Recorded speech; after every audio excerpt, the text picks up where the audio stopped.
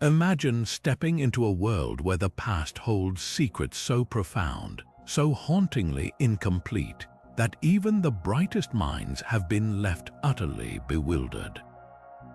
History is not just a collection of dates and events, it's a tapestry woven with threads of mystery, where some stories end not with a conclusion, but with a chilling, unanswered question. From entire civilizations vanishing without a trace to individuals who stepped out for a moment and were never seen again, these enigmas tug at our curiosity and remind us how much remains unknown. It's this irresistible pull toward the unexplained that invites us to explore the shadows of our shared human story, where every disappearance leaves behind a void that echoes through time. Today, we're embarking on a journey into some of history's most captivating and unresolved puzzles, 25 mysterious disappearances that have defied explanation for decades, even centuries. These aren't just cold cases or forgotten footnotes.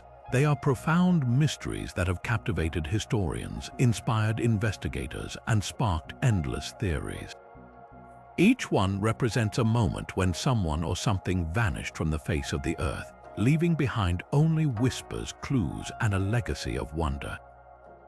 What makes these stories so compelling isn't just the mystery itself, but the human emotions intertwined with them. The hope, the fear, the relentless quest for answers that drives us to keep searching long after the trail has gone cold. As we delve into these tales, you'll encounter vanished explorers, missing ships, and communities that disappeared overnight. You'll feel the eerie silence that follows when a life is erased without explanation, and you'll join the ranks of those who have tried to piece together the fragments left behind. This isn't just about recounting events, it's about stepping into the shoes of those who were left wondering and experiencing the thrill of the hunt for truth. So settle in, open your mind to the possibilities, and prepare to explore the stories that continue to haunt our imagination. The journey into the unknown starts now. Our journey into the unknown begins in the late 16th century on the shores of what is now North Carolina. In 1587, a group of 115 English men, women, and children established a settlement on Roanoke Island. Led by Governor John White, they were meant to be the first permanent English colony in the New World. Just a few weeks after their arrival, Governor White was forced to sail back to England for desperately needed supplies.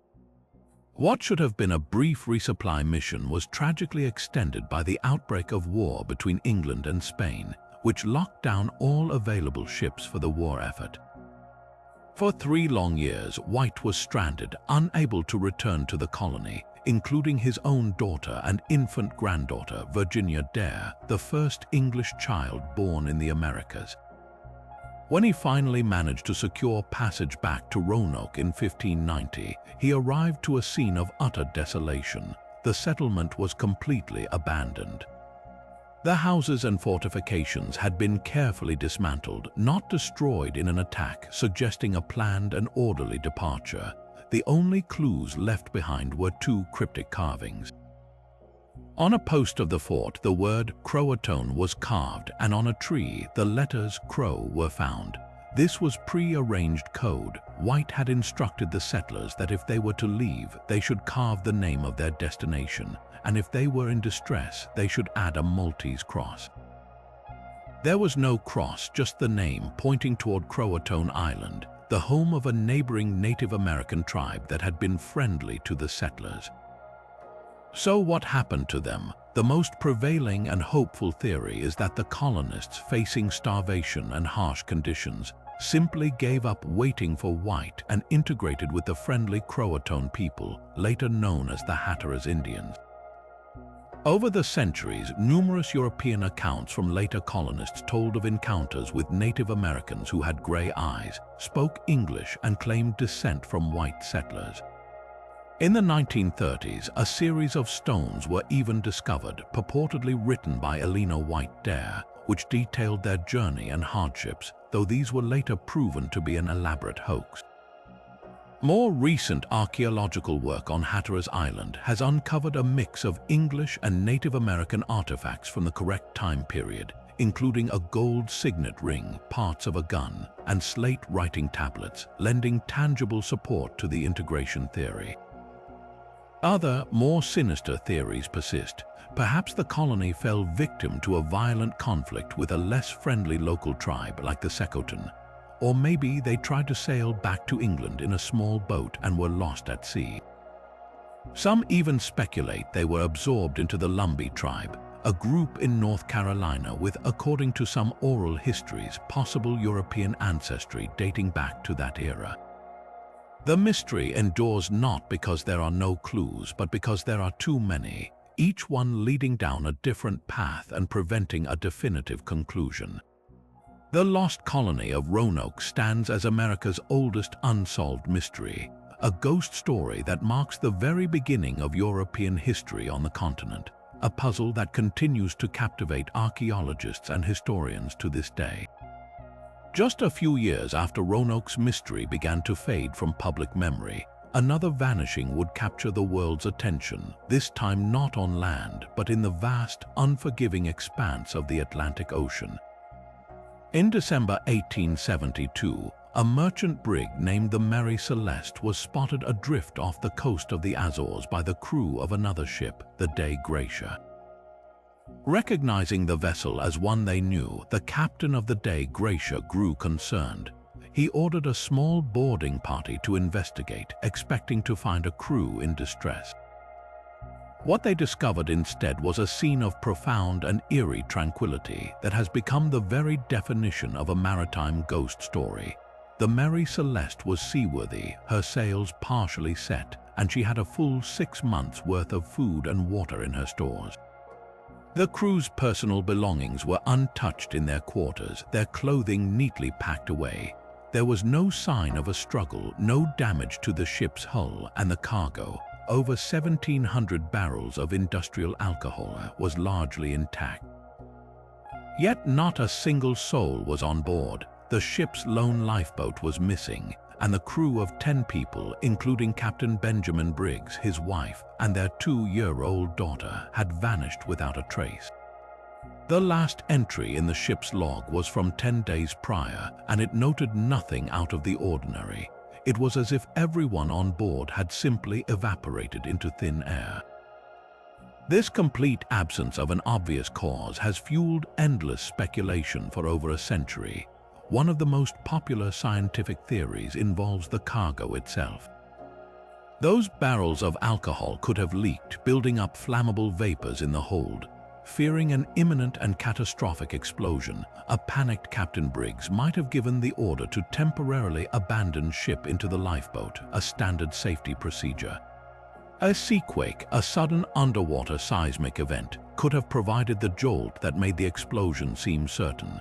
But the explosion never actually happened. The vapors simply vented harmlessly, and the perfectly sound Mary Celeste then sailed away, leaving the crew stranded in a small boat that would later succumb to the rough Atlantic seas.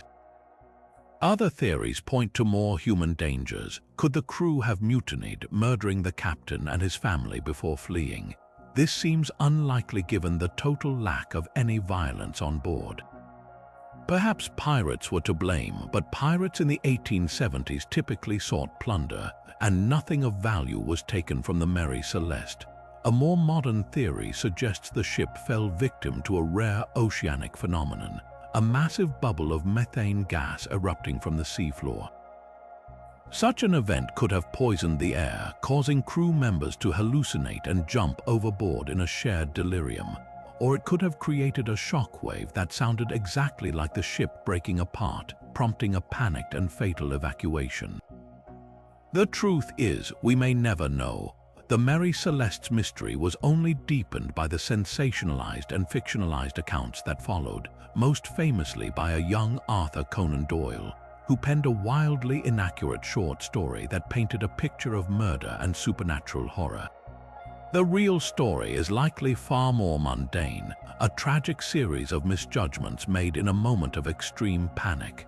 But the enduring image of that fully provisioned ship, silently sailing itself across the ocean, her table set for a meal that would never be eaten, remains one of history's most powerful and haunting riddles. While the open sea holds its share of ghost stories, the deserts of a nation in revolution provided the backdrop for a disappearance just as perplexing, one that claimed a man who was a master of words and mystery himself. In October 1913, the renowned American journalist and satirist Ambrose Bierce, then 71 years old, embarked on a journey to Mexico. The country was in the throes of its violent revolution, a chaotic conflict between federal forces and various rebel armies, most famously those led by the charismatic Pancho Villa. Bierce, a cynical and world-weary man who had famously said, "Nothing matters," told his friends and his secretary that he was going to Mexico for two reasons: to see the revolution firsthand and, as he grimly put it, to possibly end up against a stone wall and be shot to rags. He was last corresponded with from the city of Chihuahua in a letter dated December 26, 1913. After that, the man known for his sharp wit and darker-than-dark short stories simply ceased to exist. He left behind no body, no grave, and no verifiable account of his fate. His vanishing act was so complete it seemed ripped from the pages of one of his own tales. Given his stated intentions and the brutal environment he willingly walked into, numerous theories have emerged, each attempting to solve the puzzle of what happened to Ambrose Bierce. The most widely accepted theory is also the most straightforward. He was killed in the revolution. The fighting was intense and indiscriminate. He could have been caught in a crossfire between Villa's rebels and federal troops at the Battle of Ojinaga in early January 1914. A stray bullet needs no reason and asks no questions, especially of an elderly American journalist who chose to wander onto a battlefield.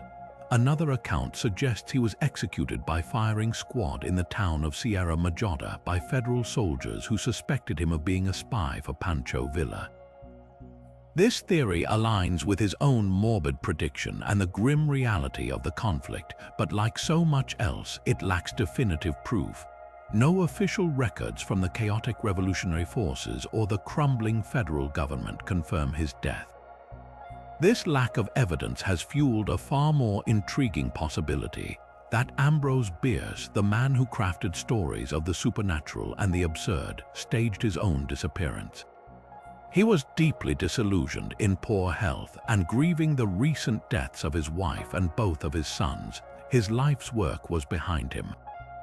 Did he use the chaos of the Mexican Revolution as the perfect cover to walk away from his old identity and reinvent himself?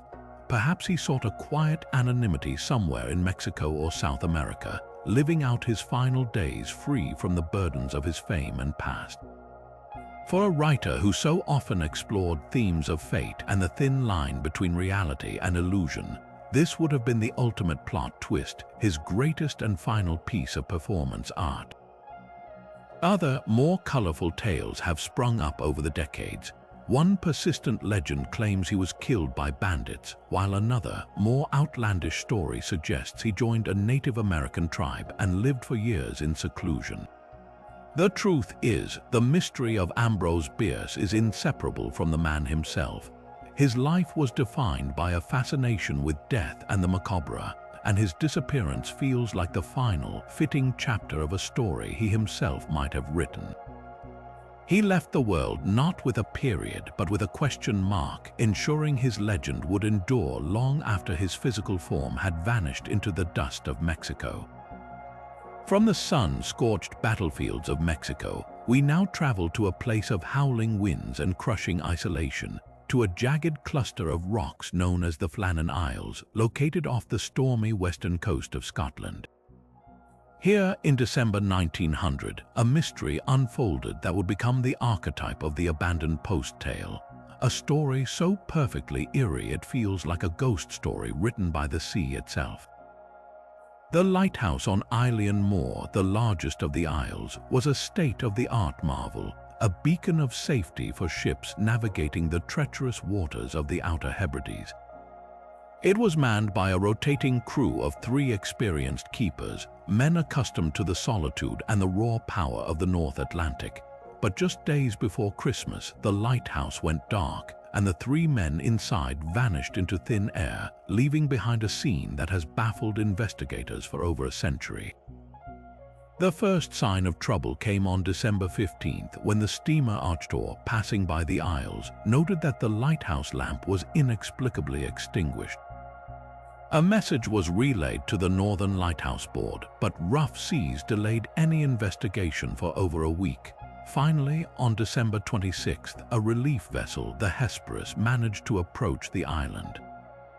The ship's horn was sounded, but no keepers appeared on the landing to welcome them.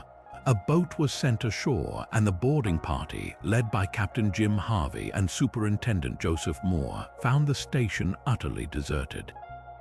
The main gate and the kitchen door were both closed but unlocked. Inside, the pendulum of the kitchen clock had stopped, and the fire in the grate had long since gone out. Most hauntingly, a chair was lying on its side on the floor, and a meal of boiled eggs and stew remained uneaten and untouched on the table, as if someone had just gotten up and walked away, never to return. The men's oilskin coats were still hanging on their pegs, a critical detail suggesting they had ventured outside in a sudden, desperate moment without their weather gear, an unthinkable act for seasoned keepers who knew the ferocity of the elements. The lighthouse logbook provided a final, cryptic glimpse into their last days. The entries up to December 13th described severe storms with winds that shook the tower itself. One entry, allegedly written by the keeper Thomas Marshall, noted that his colleague James Jucat had been very quiet, and that the third keeper, William MacArthur, a seasoned seaman known for his courage, had been weeping. The final log entry, however, simply stated that the storm had passed and that all was quiet again. This would be the last communication from the three men. So what terrible fate befell them? The official investigation by the Northern Lighthouse Board concluded that the men had been swept away by a great wave while attending to equipment on the western landing, a concrete platform set some 200 feet above the sea. This theory holds significant weight. The Flannan Isles are notorious for freak waves, colossal walls of water generated by distant Atlantic storms that can surge up the cliffs and engulf areas thought to be perfectly safe. If one such wave hit without warning, it could have easily plucked all three men from the platform and dragged them into the churning sea. Their bodies would have been lost forever in the immense icy depths. Yet the uneaten meal and the overturned chair inside the lighthouse have always pointed toward a more sudden, panicked incident. Could a violent argument have erupted between the three men, trapped for weeks in close quarters under immense psychological pressure? The logbook's mention of Jucat being quiet and MacArthur crying could hint at a descent into madness or a fierce conflict that ended in tragedy, perhaps a fight that spilled out onto the cliffs. However, the complete absence of any signs of a struggle inside the lighthouse makes this theory difficult to support. Another, more folkloric explanation leans into the local legends. The Flannan Isles were said to be haunted, a dwelling place for spirits and otherworldly beings long before the lighthouse was built. Some superstitious locals believed the keepers had been taken by the old gods of the sea, punished for intruding upon a sacred place. The truth likely lies in the raw, terrifying power of nature. A sudden, colossal wave remains the most scientifically plausible explanation. A tragic accident that highlighted the immense dangers these men faced every day to keep others safe. But the haunting, domestic details left behind the cold stew, the stopped clock, the empty coats transformed this accident into an enduring legend. The Flannan Isles disappearance is not just a story of three missing men. It is a poignant reminder of human vulnerability against the immense, indifferent force of the ocean, a mystery forever frozen in time on that distant, wave-lashed rock. But the sea does not hold a monopoly on family tragedies that defy explanation. On a cold Christmas Eve in 1945, in the small town of Fayetteville, West Virginia, a different kind of fire would ignite a mystery that burns just as brightly today. For George and Jenny Sotter, it was supposed to be a night of celebration. They had put their 9 children to bed, the youngest still believing in Santa Claus, and the parents stayed up late, the last to fall asleep in the early hours of Christmas morning. Just a few hours later, around 1 a.m., they were jolted awake by the sound of a loud thud on the roof and the phone ringing. When Jenny answered, an unfamiliar woman's voice asked for a name she didn't recognize, and then the line went dead. Moments later, the smell of smoke filled the house. George rushed to see flames already engulfing the roof and the staircase, trapping the children in their upstairs bedrooms. In a state of sheer panic, he and Jenny managed to get 4 of their children out of the house, but 5 remained inside: Morris, 14, Martha, 12, Louis, 9, Jenny, 8, and Betty, 5. George frantically tried to get to them, but the intense heat and flames beat him back. He ran to get his 2-ton truck, which he always kept parked near the house to use as a makeshift ladder, but for the very first time it wouldn't start. He then tried to fetch water from the family's cistern, only to find the water pump wasn't working either. It was as if every possible avenue for rescue was systematically failing them. The fire spread with unnatural speed, and within 45 minutes, the Sodder family home was reduced to a smoldering heap of ashes. The next day, the county sheriff and the fire chief sifted through the debris. They told the Sodders that the intense heat of the fire would have completely incinerated the children's bodies, leaving no bones behind. But George Sodder, a tough and pragmatic man who ran a coal truck business, found that impossible to believe. He knew the science didn't add up. A house fire, even a very hot one, does not vaporize human bone, which requires temperatures far beyond what a wood frame house can generate. His own suspicion turned to certainty when he began poking through the ruins himself. He found strange, unexplainable details. There was no pile of ash and cinders where the children's bed should have been. He discovered a strange, gelatinous substance scattered in the embers, which he believed could be an accelerant like gasoline. Most damning of all, he found the family's electrical fuse box lying on the ground, not attached to the wall where it should have been, and its switches appeared to have been deliberately turned off. These discoveries launched the Sodder family on a lifelong quest for the truth, a quest fueled by a mother's unwavering belief that her children were still alive. They publicly rejected the official ruling of an accidental electrical fire and began their own investigation, uncovering a web of strange inconsistencies and potential clues. A neighbor came forward to say he had seen balls of fire being thrown onto the Sodder roof that night, which matched the loud thud the parents had heard. Another witness reported seeing the missing children peering from a passing car the morning after the fire, looking scared but unharmed. In the weeks that followed, a salesman showed up at the Sodders' temporary home, claiming to have a photo of the 5 missing children, but he left abruptly and was never seen again. For years, the Sodders followed up on hundreds of reported sightings across the country. They hired private investigators and even consulted a renowned clairvoyant. They turned their property into a permanent billboard with a large sign offering a reward for information, a plea that stood for decades. The most compelling piece of evidence arrived in 1968, an anonymous letter postmarked from Florida. Inside was a photo of a young man who bore a striking resemblance to what their son Louis might have looked like as an adult. On the back was written, "Louis Sodder.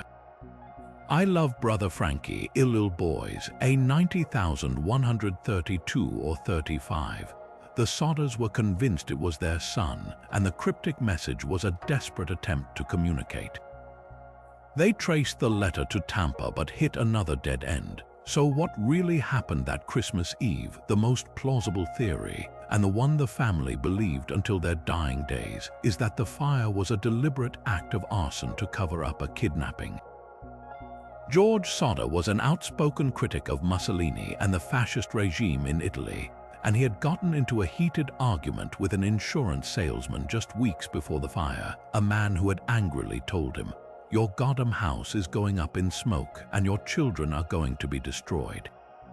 The Sodders always believed this threat was carried out and that their children were taken, perhaps as retaliation for George's political views or to be sent back to Italy. The alternative, that 5 children perished in a tragic accident and that their remains were simply overlooked in a rushed and inadequate investigation, offers a more conventional explanation, but it fails to account for the mountain of oddities that the Sodders meticulously documented. The case remains officially closed, yet open in the hearts of those who remember. It stands as a heartbreaking testament to a family's refusal to give up hope, a decades-long vigil for 5 children who vanished into the smoke and shadows of a single devastating night. Just as the flames of the Sodder home were cooling, another kind of fire, the fire of invention and fierce competition, was fueling a mystery that would change the course of technological history. Our journey now takes us to 1890, to the bustling city of Leeds, England, where a French artist and inventor named Louis Le Prince was on the verge of a breakthrough that would redefine human experience. Le Prince wasn't just tinkering, he had successfully created and demonstrated a single-lens motion picture camera and a projector, devices he called the receiver and the deliverer. In September of that year, he had filmed the world's first true motion picture sequences, including the iconic few seconds of traffic moving across Leeds Bridge. He was preparing to publicly unveil his invention in New York City, a move that would undoubtedly secure his place in history as the father of cinema. But on September 16, 1890, while visiting his brother in the French town of Dijon before his transatlantic voyage, Louis Le Prince boarded a train to Paris and simply vanished. The facts of the case are as puzzling as they are sparse. Le Prince said goodbye to his brother, stepped onto the train, and was seen by witnesses settling into his compartment. When the train arrived at the Gare de Lyon in Paris, his compartment was empty. There was no sign of a struggle, and his luggage containing his personal effects and the precious plans for his invention was gone. He had evaporated into the ether between 2 points on a map. An extensive investigation by French police and Scotland Yard yielded absolutely nothing. No body was ever found, no luggage was recovered. It was as if he had never been on the train at all. His sudden and complete disappearance at the precise moment he was about to claim his fame and fortune immediately sparked theories of foul play, with one name looming large over the entire affair: Thomas Edison. The most compelling and enduring theory is that Le Prince was murdered to prevent him from patenting his device. The race to invent the motion picture camera was a cutthroat business with massive financial stakes. Just weeks after Le Prince vanished, Thomas Edison, already a prolific inventor and a ruthless businessman, filed his own patent for a motion picture device, the kinetoscope. Edison's company would go on to wage vicious patent wars against other inventors for years, fiercely protecting what they claimed as their intellectual property. Given the timing, many historians and biographers have pointed the finger at Edison, suggesting he hired agents to eliminate his most promising competitor before Le Prince could demonstrate his superior technology. While there is no direct evidence linking Edison to the crime, his reputation for aggressive business tactics makes the theory tantalizingly plausible. Le Prince's own family became convinced of this, with his son Adolphe spending years attempting to prove Edison had orchestrated his father's murder. But other, less sinister possibilities exist. Le Prince was under significant financial pressure. His experiments had been costly, and he was deeply in debt to investors. Some have suggested he staged his own disappearance to escape these mounting financial obligations, planning to resurface later under a new identity. However, this theory seems at odds with the character of a man who was on the very cusp of a success that would have easily cleared his debts and made him a wealthy icon. To walk away at that precise moment seems irrational. Another possibility is simple suicide. The stress of his work and financial woes may have become too much, leading him to end his own life in a way that ensured his body would never be found.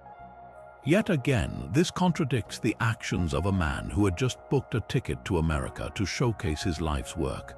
A more modern re-examination of the case points to a tragic, if mundane, accident. Le Prince's brother was involved in a family dispute at the time, and some have speculated that Louis may have been murdered by another relative, a theory that seems disconnected from his invention.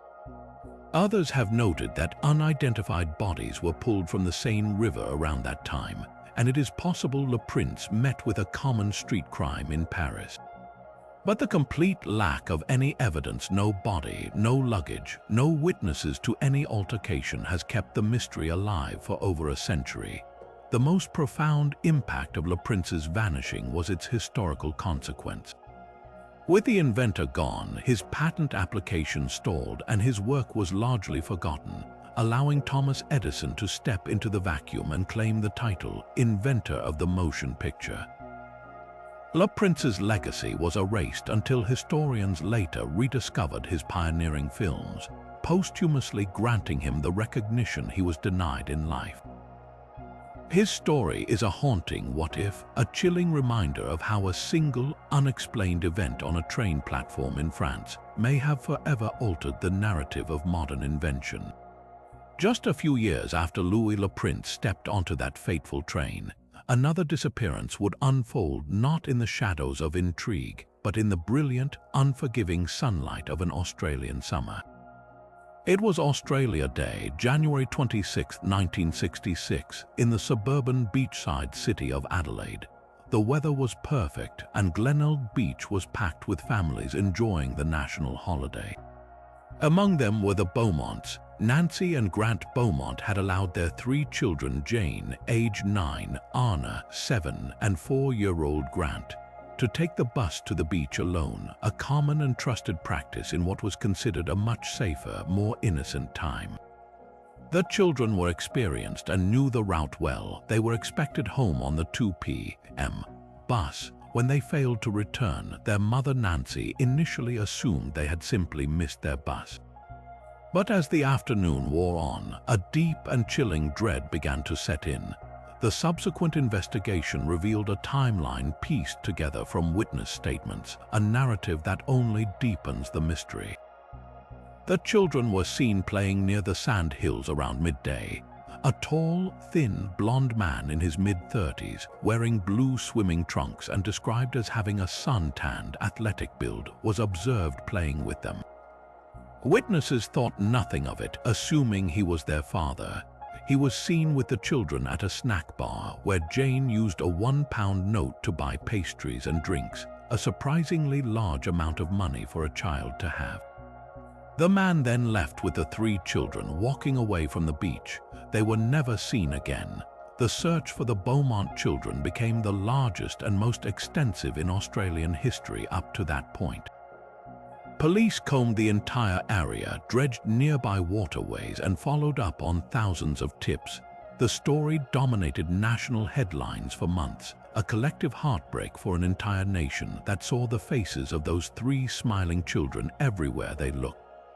The suspect pool was vast and deeply troubling. The detailed description of the athletic man led police to focus on known sex offenders in the area. One of the prime suspects was a man named Bevan Spencer von Einem, a convicted murderer and pedophile who would later be convicted of the horrific murder of 15-year-old Richard Kelvin in 1983. Von Einem frequented Glenelg Beach and fit the general description of the man seen with the children. Police seriously considered him a suspect, but they could never gather enough evidence to link him definitively to the Beaumont case. Another compelling suspect was a man named Derek Ernest Percy, a known child killer who was institutionalized for the murder of a young girl. Percy's notebooks contained detailed, disturbing writings about the Beaumont case, and he was in Adelaide at the time of the disappearance. He was interrogated repeatedly but never offered a full confession, taking his secrets to the grave when he died in 2013. The impact of the Beaumont children's disappearance cannot be overstated. It was a national trauma that fundamentally shattered Australia's perception of itself as a safe and trusting society. The idea that 3 children could vanish from a crowded beach in broad daylight under the watchful eyes of hundreds of people was utterly terrifying. It marked a definitive end to an era of innocence. Parents who had once felt comfortable letting their children roam free and play unsupervised suddenly became fearful and protective. The concept of stranger danger was seared into the national consciousness, changing parenting norms almost overnight. The case also triggered Australia's first major nationwide missing persons campaign, with the children's faces printed on posters, milk cartons, and in newspapers, a relentless public appeal for information that set a precedent for how such tragedies would be handled in the future. Over the decades, the investigation has never truly closed. Police have pursued countless leads, from tips about buried bodies under a local factory to claims from clairvoyants about secret gravesites. In 1997, a major excavation was undertaken at a warehouse in North Adelaide after a credible tip, but nothing was found. In 2013, a South Australian businessman offered a $1 million reward for information leading to a resolution, reigniting public interest but yielding no new breakthroughs. The most painful aspect of the case is the complete absence of closure. Were the children abducted and murdered shortly after they were taken?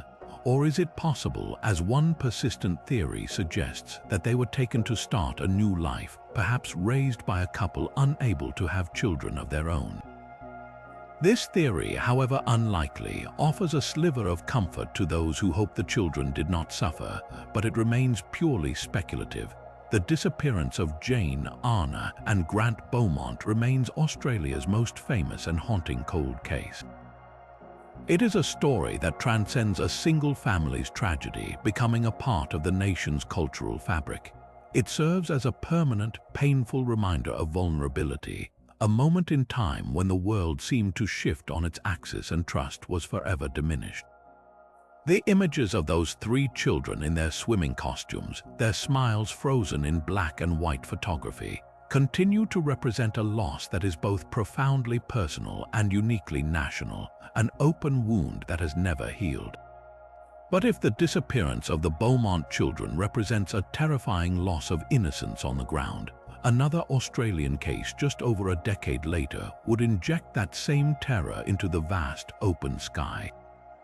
The story of Frederick Valentich is a mystery that plays out not in witness statements and police reports, but in a chilling, real-time audio recording that has become one of the most debated pieces of evidence in the annals of the unexplained. On the evening of October 21, 1978, the 20-year-old pilot took off from Melbourne's Moorabbin Airport in a single-engine Cessna 182. He was headed due south on a training flight across the base straight to King Island, a routine 200-mile journey over open water. Valentich was an inexperienced pilot with only 150 total flight hours, and he was known to be fascinated by UFOs, a detail that would later become central to the case. The weather was clear, and there was no reason to expect anything but a smooth flight. About halfway through his journey, at 7:06 in the evening, Valentich made a routine radio call to air traffic control in Melbourne, reporting an unusual sighting. His tone was calm, almost curious. "Melbourne, this is Delta Sierra Juliet. Is there any known traffic below 5,000?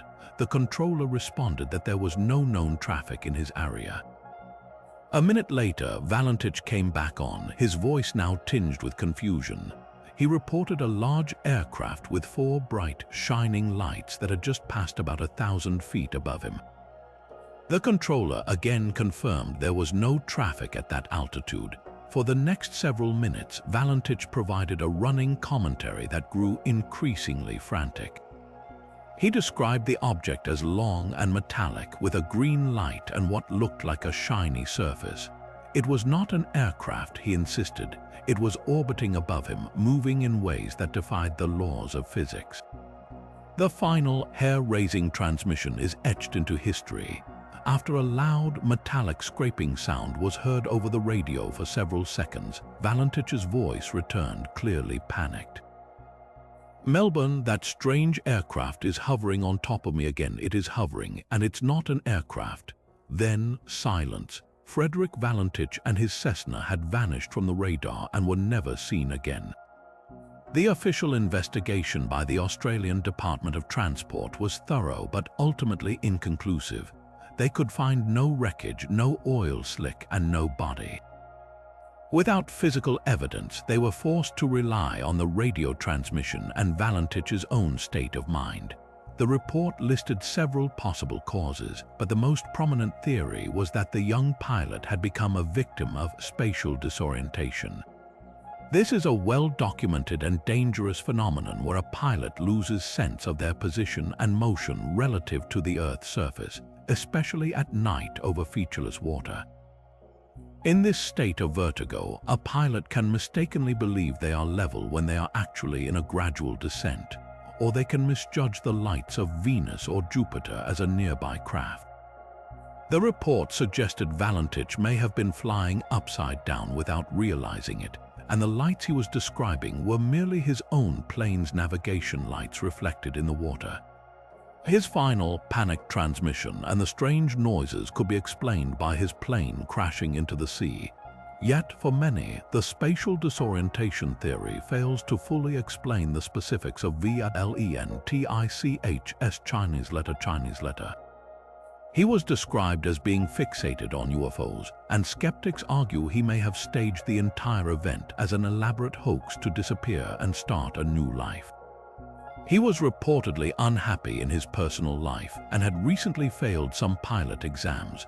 Perhaps he deliberately crashed his plane into the water after creating a spectacular audio drama and then swam to a waiting boat. This theory, however, seems far-fetched given the extreme risk of ditching a small aircraft in the cold, treacherous waters of the base straight at night and surviving. The lack of a body or any wreckage is also highly unusual for a plane crash, even in deep water. Typically, some debris will eventually wash ashore. This absence of evidence is, of course, the very thing that fuels the most sensational theory, that Frederick Valentich was the victim of an extraterrestrial abduction. Ufologists point to the precise details in his transmission, the description of a metallic, non-aerodynamic craft performing impossible maneuvers, as a classic account of a close encounter. The metallic scraping sounds could be interpreted as the craft latching onto his plane, and his final words are the last communication of a man being taken. Reports of UFO sightings in the area spiked dramatically in the days following his disappearance, adding a layer of circumstantial evidence for believers. While mainstream science dismisses this notion, it remains the most popular explanation in popular culture, turning Valentich's case into a cornerstone of modern UFO lore. The truth is, we are left only with that haunting audio tape, a recording of a young man's genuine terror as he encountered something he could not comprehend over a dark and lonely sea. Whether it was a trick of his own mind, a deliberate act of deception, or something truly otherworldly, the result was the same. Frederick Valentich joined the long list of those who ventured into the unknown and never returned, leaving behind only questions and a ghost story told in his own trembling voice. While the sky and sea have claimed their share of mysteries, some of the most unsettling vanishings occur not in remote wilderness, but in the heart of our everyday world, within the very walls meant to be our sanctuaries. Such is the case with one of America's most baffling missing persons cases, the story of 3 women who stepped out of their lives without a single trace. On June 7, 1992, in Springfield, Missouri, 19-year-old Susie Streeter and her friend Stacy McCall were celebrating their recent high school graduation.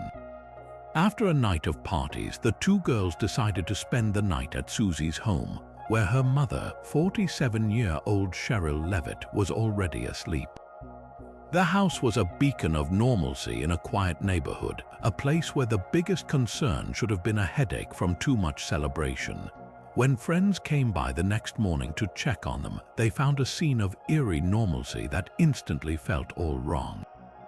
The front door was unlocked. Inside, the air conditioner was running against the summer heat, and a litter of puppies was scampering about, needing to be fed. The women's cars were parked in the driveway. Their purses, keys, cigarettes, and money were all lined up neatly on the kitchen counter. Cheryl's bed was unmade, and a broken glass lampshade lay on the floor beside it, the only hint of anything amiss. But Susie, Stacy, and Cheryl were gone. There were no signs of a struggle, no blood, no forced entry. It was as if the three of them had been plucked from the fabric of reality in an instant, leaving behind a perfectly preserved diorama of their interrupted lives. The only potential clue was a message on the answering machine, which had been erased by the time police arrived, possibly by one of the friends who checked the machine in a panic. A later forensic analysis suggested the erasure was likely an accident, a tragic misstep that may have wiped away the only audible clue to their fate. The investigation that followed was massive and frustratingly fruitless. Police canvassed the entire area, pursued thousands of leads, and considered a wide array of suspects, from a local mechanic who had done work on Cheryl's car to a man who had been harassing other women in the neighborhood. Yet every path led to a dead end. The case took a truly bizarre turn just days after the disappearance. A local hospital, the Cox Medical Center South, was undergoing renovations, and a crew had poured a large section of new concrete for a parking garage on the morning of June 11th. Shortly after the pour, an anonymous tipster called the police, insisting that the three women were buried beneath that fresh slab. The call was taken seriously enough that investigators actually used ground-penetrating radar on the site.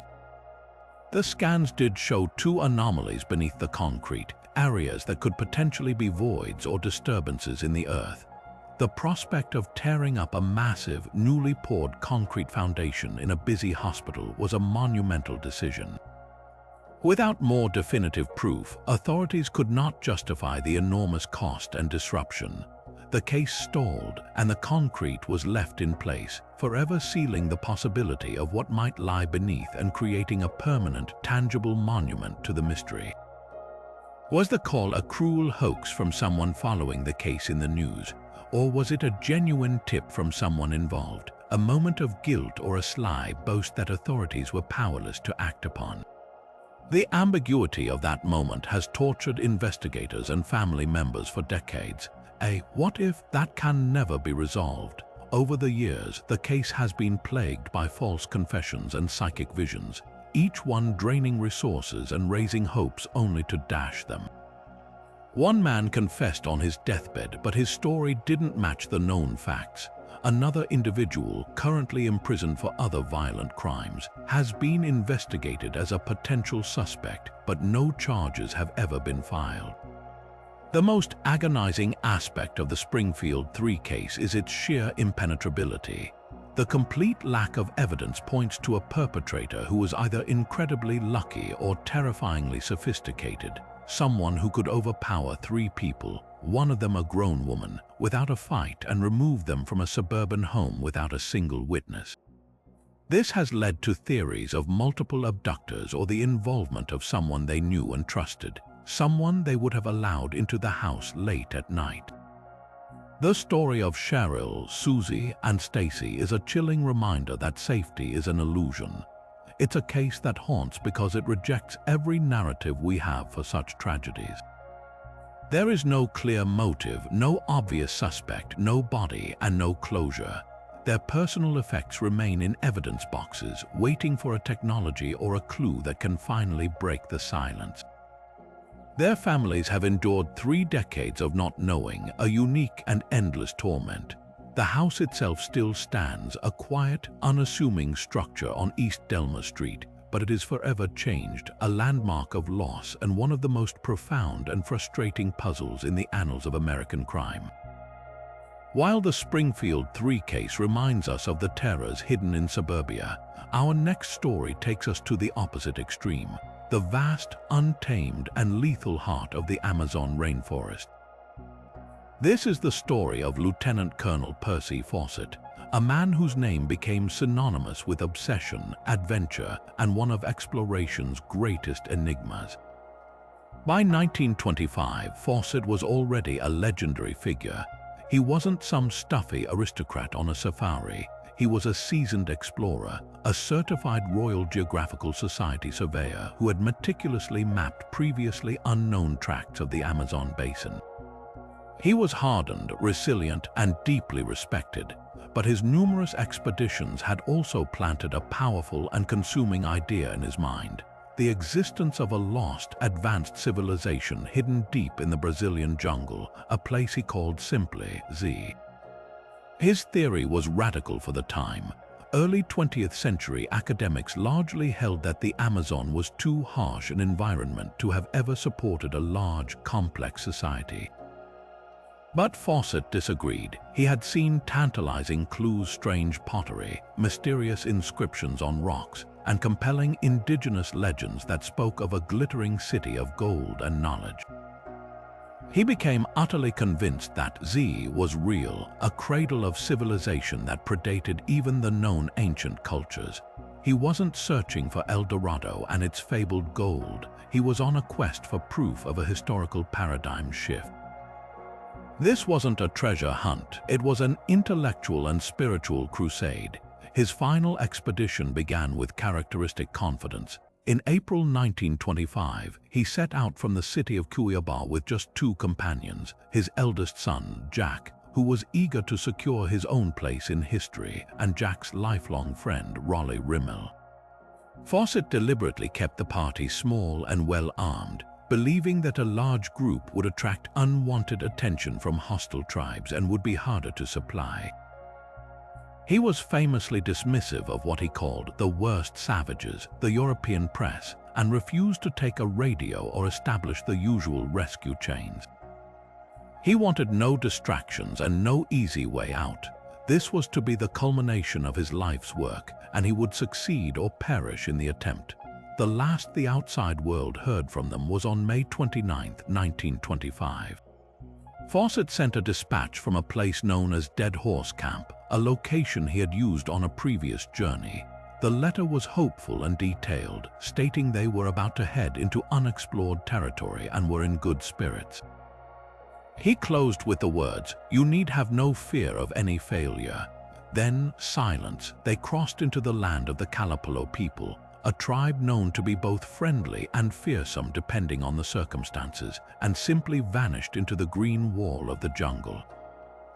The silence that followed quickly turned into global concern, then outright obsession.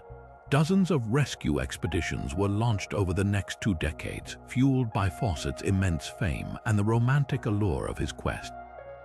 Many of these would-be rescuers themselves disappeared or died from disease, animal attacks, or at the hands of indigenous tribes who were increasingly hostile to these intrusions. The jungle seemed to be guarding its secret fiercely, swallowing anyone who dared to follow Fawcett's trail. The mystery spawned countless theories, each more sensational than the last.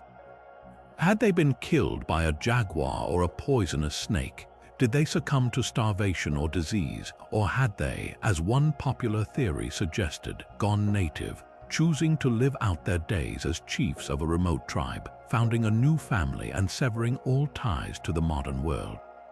The Kalapalo people eventually provided a tantalizing, though conflicting, account. They told later investigators that they had warned Fawcett not to travel east into the territory of a hostile tribe, but the stubborn explorer had pressed on. According to their oral history, they saw the smoke from his campfires for 5 days after he left their village, and then the smoke stopped, never to appear again. The implication was clear: he had been murdered. Some Kalapalo elders even claimed their ancestors had killed the 3 men for disrespecting their warnings and for gifts that had offended them. However, these stories were inconsistent and emerged years after the fact, making them difficult to verify. The most fascinating twist in this tale emerged nearly a century later, not from a discovery about Fawcett's fate, but from the validation of his core theory. Using LiDAR technology, which can digitally strip away the jungle canopy to reveal the ground below, archaeologists in the early 21st century made a stunning discovery. They found evidence of large, complex settlements in the Amazon with causeways, moats, and sophisticated earthworks that could have supported populations in the tens of thousands.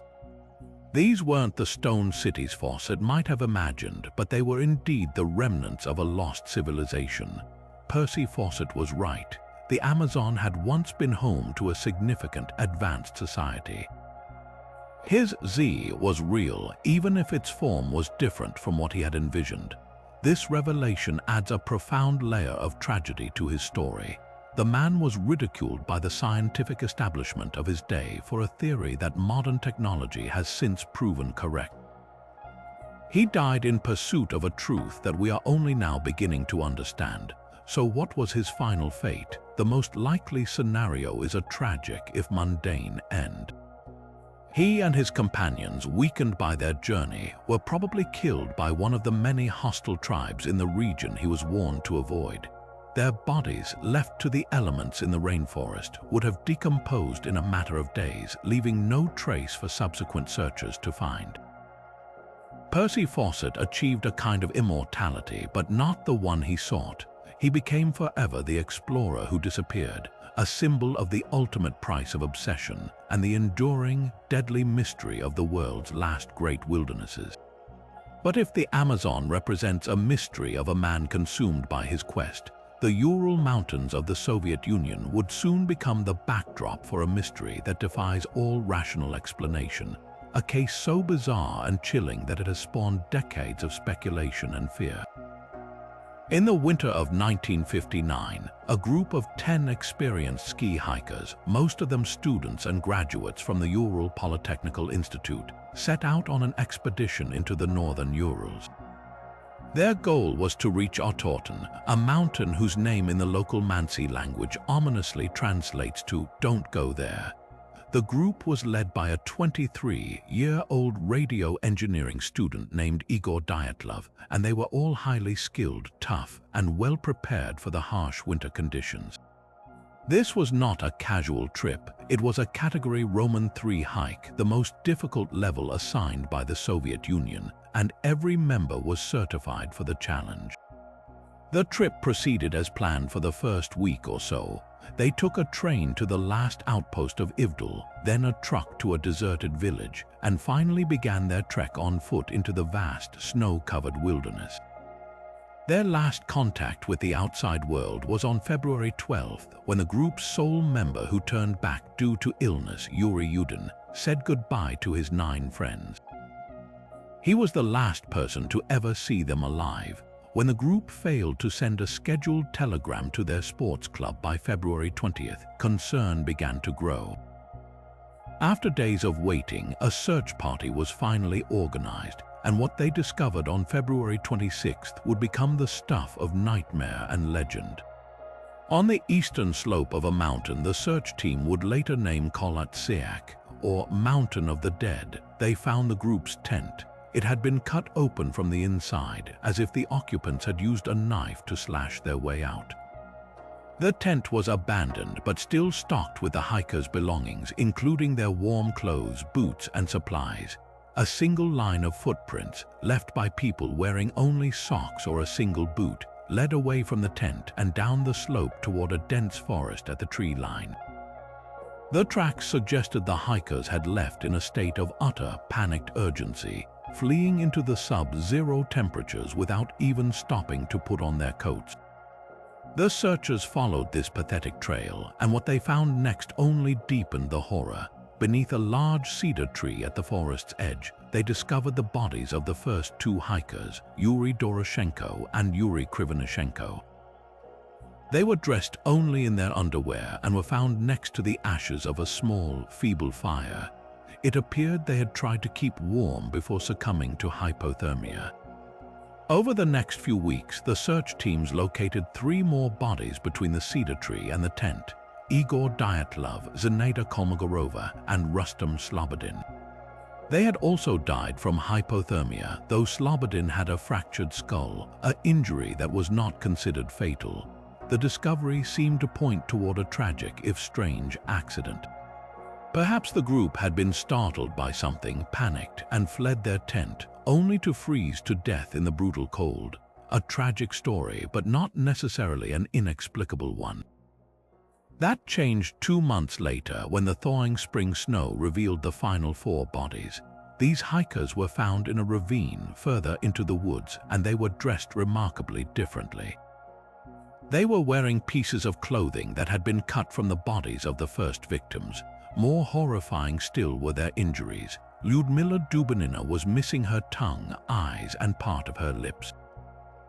Nikolay Thiboks-Brignol had a massively fractured skull. Alexander Zolotev had major chest fractures, and Alexander Kolvatov had severe internal injuries. A subsequent medical examination concluded that the force required to cause such trauma was comparable to the impact of a car crash. Crucially, there were no external wounds, no bruises on the skin corresponding to the massive internal damage, as if they had been crushed by an immense concussive force. To make the scene even more baffling, some of the victims' clothing was found to be highly radioactive. The official Soviet investigation, closed just months later, concluded that the group had met their death due to a compelling natural force. Case closed, but with such bizarre and contradictory evidence, that explanation satisfied no one, and the Dyatlov Pass incident was born. The lack of a clear answer has given rise to a sprawling ecosystem of theories, each attempting to solve this frozen puzzle. The most modern and widely accepted scientific theory involves a rare and terrifying natural phenomenon, a slab avalanche. Proponents argue that a small, delayed avalanche could have fallen on the tent, causing the non-fatal but painful injuries like Slobodin's fractured skull and creating a sense of suffocation that would explain why the hikers cut their way out in a blind panic. Once outside in the freezing dark, disoriented and injured, they would have quickly succumbed to hypothermia. The more severe injuries on the last 4 bodies could be explained by their falling into the ravine and being buried under heavy snow which slowly crushed them over time. This theory neatly explains the panicked flight and the strange injuries without invoking the supernatural. However, skeptics of the avalanche theory point out that the slope where the tent was pitched was not steep enough for a significant avalanche, and no evidence of such an event was documented by the search teams who first arrived at the pristine scene. This has opened the door to more speculative ideas. Given the Cold War context, many believe the hikers stumbled upon a secret Soviet military test, perhaps involving experimental weapons or a rocket. They could have been accidentally poisoned by chemical or radioactive agents from such a test, explaining their panicked behavior and the radioactivity on their clothes. To cover up the incident, the military may have then staged the scene or even murdered the hikers to ensure their silence. Others point to infrasound, low-frequency sound waves generated by the wind passing over the mountain ridges, which can induce feelings of intense dread, panic, and even physical illness in humans, potentially triggering an irrational flight response. Then, of course, there are the more outlandish explanations that have captured the public imagination. The local Mansi people have legends of dangerous spirits inhabiting the area, and some have speculated about an attack by a yeti or other unknown creature, though no such tracks were found. UFO enthusiasts point to reports of strange orange spheres in the sky that night, documented in the investigation files, suggesting the hikers were victims of an extraterrestrial encounter. The truth is, the Dyatlov Pass incident is a Rorschach test. The facts are so strange and incomplete that they can be arranged to support almost any narrative. It remains the ultimate cold case, a perfect storm of eerie clues, a hostile environment, and the grim backdrop of Soviet secrecy, ensuring that the 9 hikers' final, terrified moments will continue to haunt and perplex us for generations to come. While the frozen peaks of the Urals presented a mystery of nature's cruel indifference, the disappearance of Jimmy Hoffa would be a story steeped entirely in the calculated, brutal logic of men. This was not a tale of a wilderness that swallowed its victims, but of a concrete jungle where power, greed, and betrayal conspired to erase a man from existence in plain sight. On July 30th, 1975, the 52-year-old former president of the International Brotherhood of Teamsters was one of the most powerful and notorious men in America. His union controlled the nation's trucking industry, a grip that gave him immense political influence and, more darkly, made him a pivotal partner to organized crime. But by that summer, his power was waning. He had recently been released from prison after a commutation by President Nixon, and he was fighting a legal ban on his union activity while also trying to reclaim his lost authority. He was a man who knew too many secrets and owed too many debts, a dangerous combination that made him a liability to his former allies. His last day began like any other. He was at his home in Lake Orion, Michigan, and he told his wife he had a meeting scheduled with two men, a New Jersey Teamster official named Anthony Provenzano, known as Tony Pro, and a Detroit Mafia captain named Anthony Giacalone, known as Tony Jack. The purpose was ostensibly to discuss Hoffa's efforts to regain power within the Union. Around 2:45 in the afternoon, Hoffa called his wife from a payphone to say the men were late. He was waiting for them in the parking lot of the Matches Red Fox restaurant in Bloomfield Township, a suburb of Detroit. That was the last time anyone in his family ever heard his voice. When he failed to return home that evening, his son reported him missing, triggering one of the most extensive missing persons investigations in FBI history. The investigation immediately zeroed in on the world Hoffa inhabited. The official story from Tony Provenzano and Tony Giacalone was simple: they never showed up. They claimed they had no meeting scheduled with Hoffa that day. This was almost certainly a lie, and it pointed directly toward a mob-sanctioned hit. The FBI quickly established that Hoffa was last seen alive by witnesses in the restaurant parking lot, getting into a maroon Mercury Marquis. The car was owned by a man named Charles O'Brien, who was a close Hoffa associate and, significantly, the foster son of Anthony Giacalone. From that moment on, Jimmy Hoffa was a ghost. No body, no murder weapon, and no crime scene were ever found. The only evidence was a plethora of motives and a long list of people who wanted him gone. The theories about what happened to him are as numerous as they are gruesome, each one a reflection of the brutal world he helped build.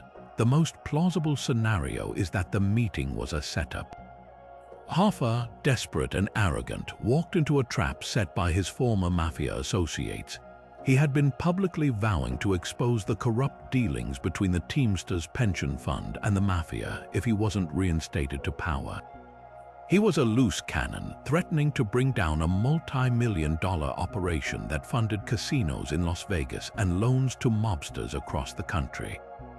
For the organized crime families, particularly the powerful Detroit partnership, Hoffa had become an existential threat that needed to be permanently silenced.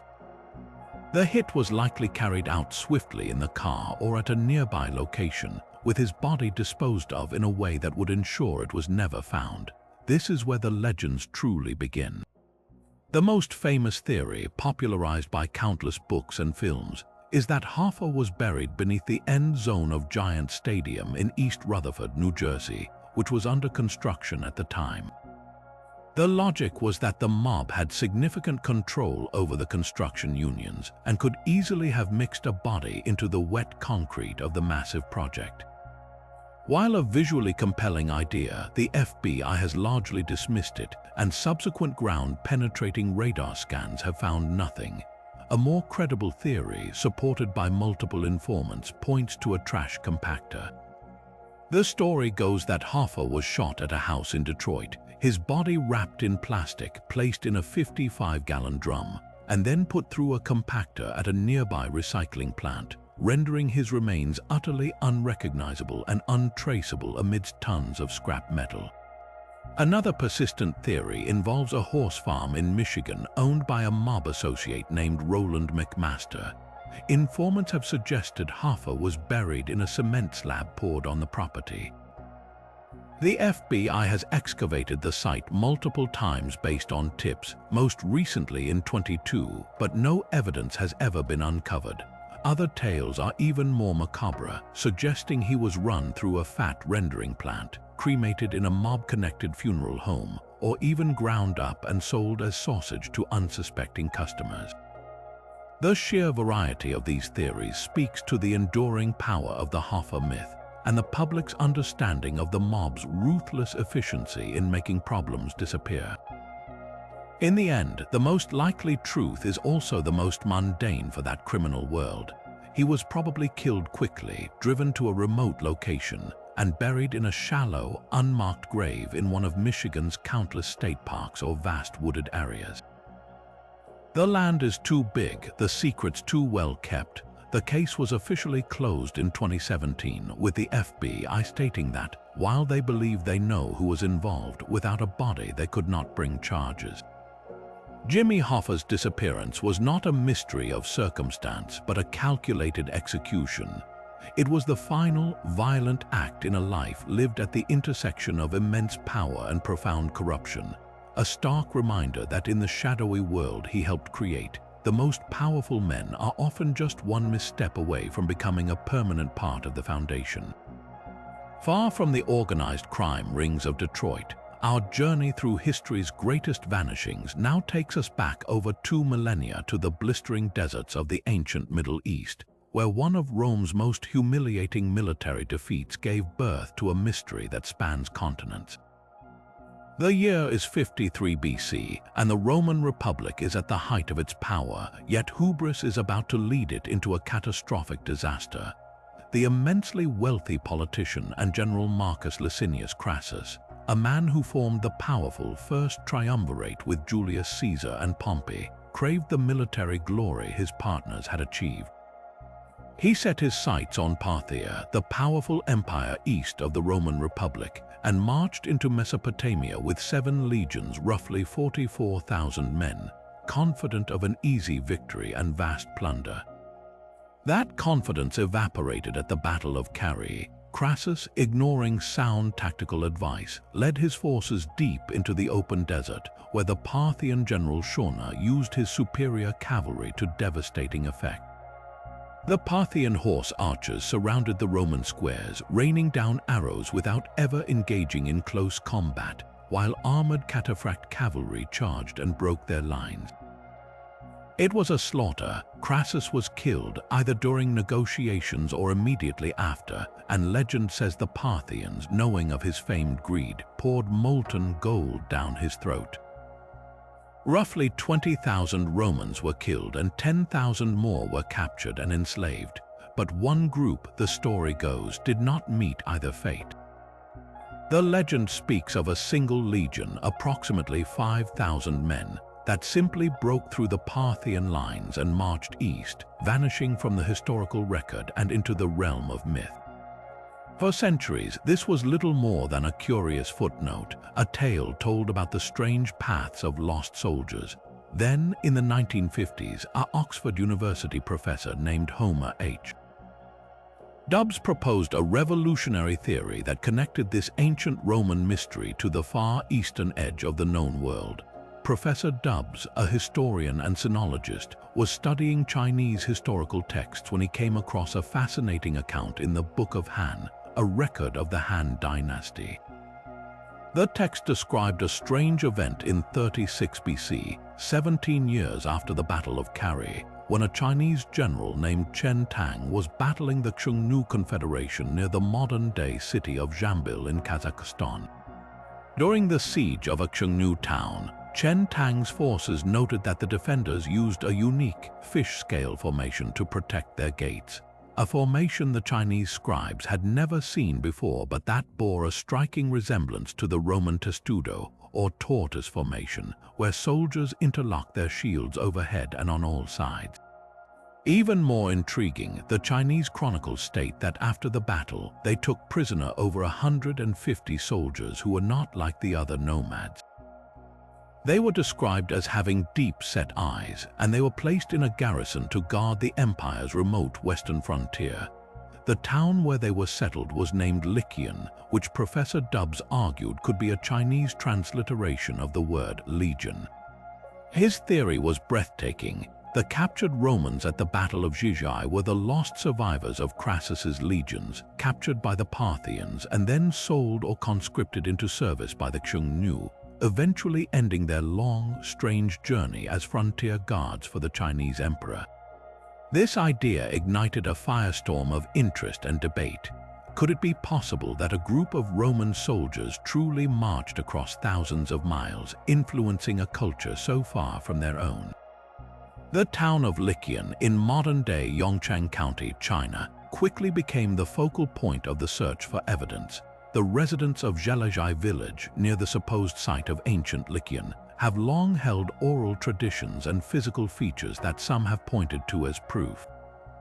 For decades, visitors and journalists have noted that some locals have lighter hair, green or blue eyes, and taller, more European-looking features than is typical in the region. The village even erected a series of monumental statues, a line of Roman legionnaires standing shoulder to shoulder with Han Chinese soldiers, a testament to their believed heritage. The quest for scientific proof has centered on genetics. Over the years, several DNA studies have been conducted on the villagers, hoping to find a link to Mediterranean Europe. The results have been, at best, tantalizingly inconclusive. Some tests have revealed a small percentage of Caucasian ancestry in the gene pool, but this is not unusual for the region, which was a crossroads of the Silk Road for centuries. This genetic material could just as easily be attributed to traders from Persia or other Eurasian peoples who settled there. No study has yet found a definitive genetic marker that can be conclusively traced to a population of Italian-born Roman soldiers. Skeptical historians point out that the fish scale formation described in the Chinese texts could have been any number of shield walls used by various nomadic tribes, and the name Lycian was an ancient term for Alexandria in Egypt, not Rome, making the linguistic link far shakier. They argue that the legend is a powerful piece of folk history, a compelling story that a community has embraced but not a confirmed historical fact. So where does that leave the Lost Legion? The truth is likely a fascinating blend of history and legend. It is entirely plausible that small groups of Roman prisoners of war from Carrhae were traded east along the Silk Road. The Parthians were known to sell captives as slaves, and the demand for skilled, disciplined soldiers was high across the ancient world. Some of these men could have ended up serving nomadic chieftains or even Chinese generals on the frontier, their military knowledge being absorbed and adapted. They may not have been a complete, organized legion, but rather scattered groups of survivors whose story was condensed and mythologized over time. The legend of the Lost Legion of Crassus endures not because it has been solved, but because it speaks to the incredible interconnectedness of the ancient world long before we fully appreciated it. It is a story of a journey so epic it seems impossible, yet just plausible enough to keep us searching for that one piece of evidence that could finally bridge the gap between Rome and China. While legends of lost legions and mob hits capture our imagination from the ancient and recent past, the next disappearance on our list represents a very modern kind of myth-making, born not in shadowy back rooms but in the bright, boundless sky. It is the story of a woman who became an icon of courage and ambition, only to vanish at the very pinnacle of her achievement. In the summer of 1937, Amelia Earhart was already the most famous aviator in the world, a trailblazer who had smashed gender barriers and set countless flying records. Her latest goal was the most audacious yet, to become the first woman to fly around the world. She wasn't just a passenger, she was the pilot and commander of the flight, with her seasoned navigator, Fred Noonan, by her side. Their chosen route was a grueling 29,000-mile journey that snaked across the equator, and by July 2nd, they were on the final, most dangerous leg, a 2,500-mile hop from Lee, New Guinea, to a tiny speck of land in the vast Pacific Ocean called Howland Island.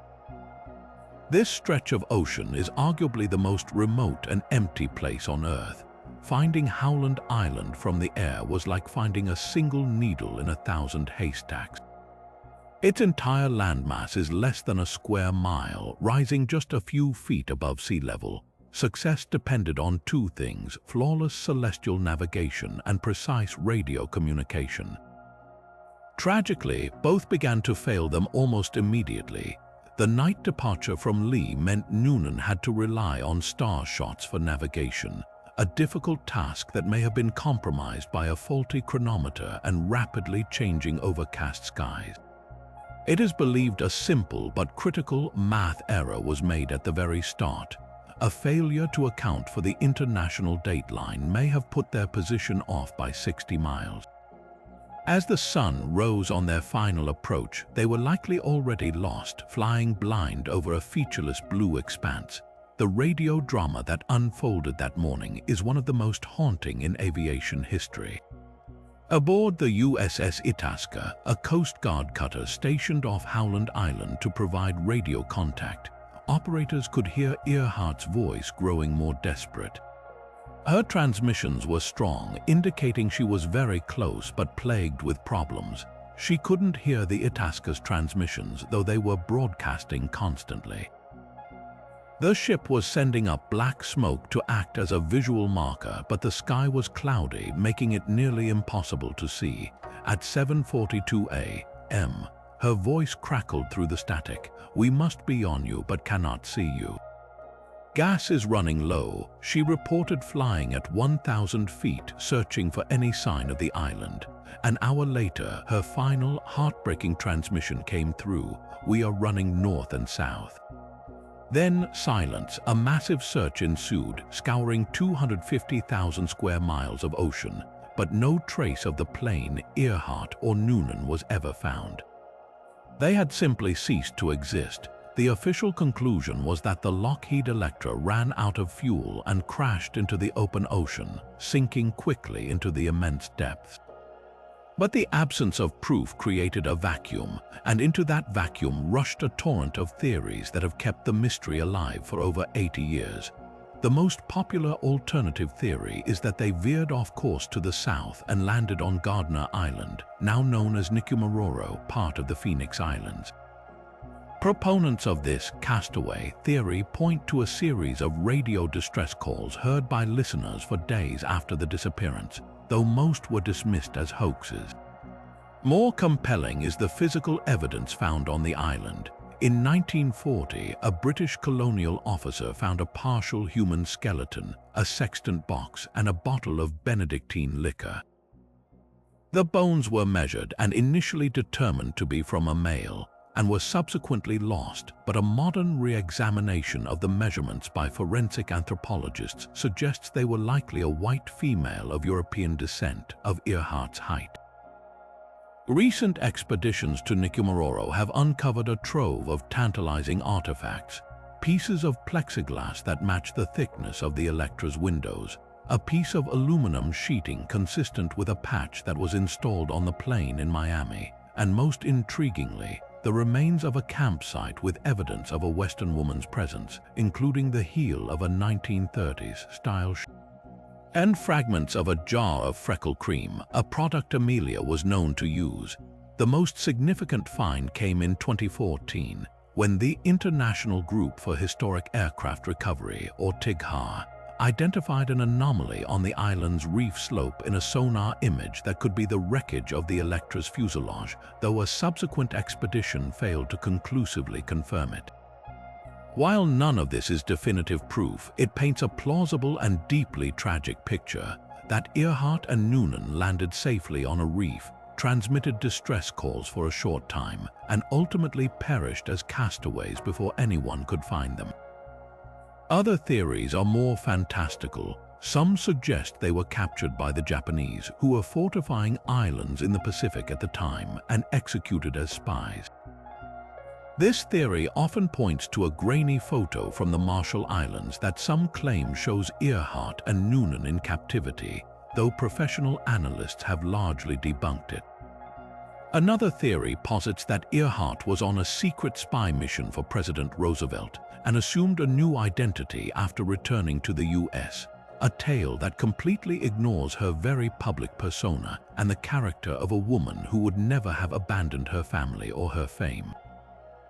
The truth is, the simplest explanation is often the most likely. They were lost, they ran out of fuel, and they crashed into the sea. But the enduring power of Amelia Earhart's story is not in how she died, but in how she lived. Her disappearance did not diminish her legend, it immortalized it. She remains frozen in time, a symbol of fearless ambition, a pioneer who reached for the horizon and, in doing so, flew forever into the heart of history's greatest mysteries. Yet, even as the world searched the skies for Amelia Earhart, a much quieter but no less sinister pattern of disappearances was beginning to unfold on the ground, hidden within the deep, ancient forests of New England.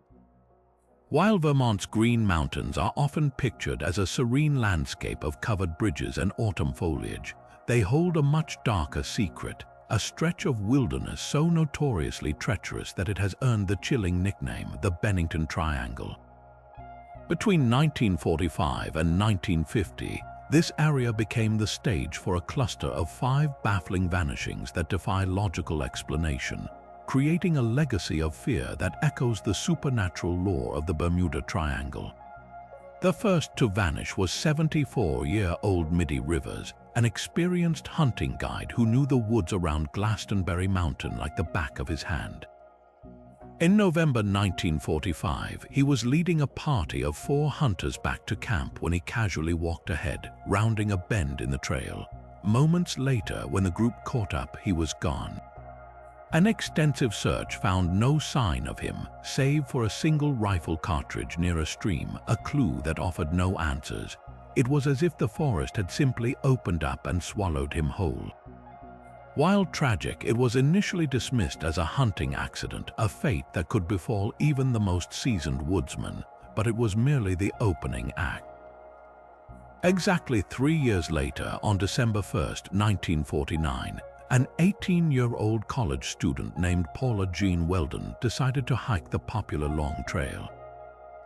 Dressed in a bright red jacket, she set out from the Bennington College campus in the afternoon, asking a few locals for directions to the trailhead. Witnesses confirmed seeing her on the path. When she failed to return, a massive search was launched, one of the largest in Vermont's history, involving hundreds of students, police, and even the FBI. Despite their efforts, not a single thread of her red jacket, not a footprint, not one piece of evidence was ever found. Her disappearance was so complete, so absolute, that it sparked a media frenzy and left an entire community terrified, realizing that something was deeply wrong in their peaceful woods. The terror escalated just over a year later. On October 12, 1950, an 8-year-old boy named Paul Jeffson was playing in the back of a pickup truck while his mother delivered milk at a farm near the mountain. She was gone for mere minutes, but when she returned, her son was gone. An immediate search found nothing. The most chilling detail was that Paul was wearing a bright red jacket, a haunting echo of Paula Weldon's clothing. The following week, 53-year-old Frieda Langer, an experienced outdoorswoman, vanished while hiking with her cousin near the Somerset Reservoir. After slipping and falling into a stream, she told her cousin she would hike back to their camp to change clothes, a short half-mile walk. She never arrived. Despite a search so thorough it involved the Army National Guard, no trace of her was found for 2 weeks. Then, in a bizarre twist, her body was discovered in an open area that had been combed multiple times. The condition of the body offered no cause of death, and the mystery only deepened.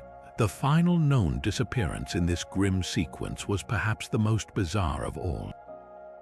On October 28, 1950, 68-year-old James Tedford was returning to Bennington by bus after visiting family in St. Albans. Multiple passengers and the driver confirmed he was asleep in his seat as the bus passed through the Glen Mountain area. When the bus arrived at the station, however, his seat was empty. His belongings were still neatly placed in the luggage rack above, and his open timetable lay on the seat beside him. He had vanished from a moving vehicle without a single witness noticing a thing. What could explain such a concentrated series of inexplicable events? Investigators and armchair detectives have proposed theories ranging from the grimly rational to the utterly paranormal. The most plausible explanation points to a serial killer preying on vulnerable individuals in the remote wilderness. The 3-year gap between the first and second disappearances could align with a killer's release from prison or a period of dormancy.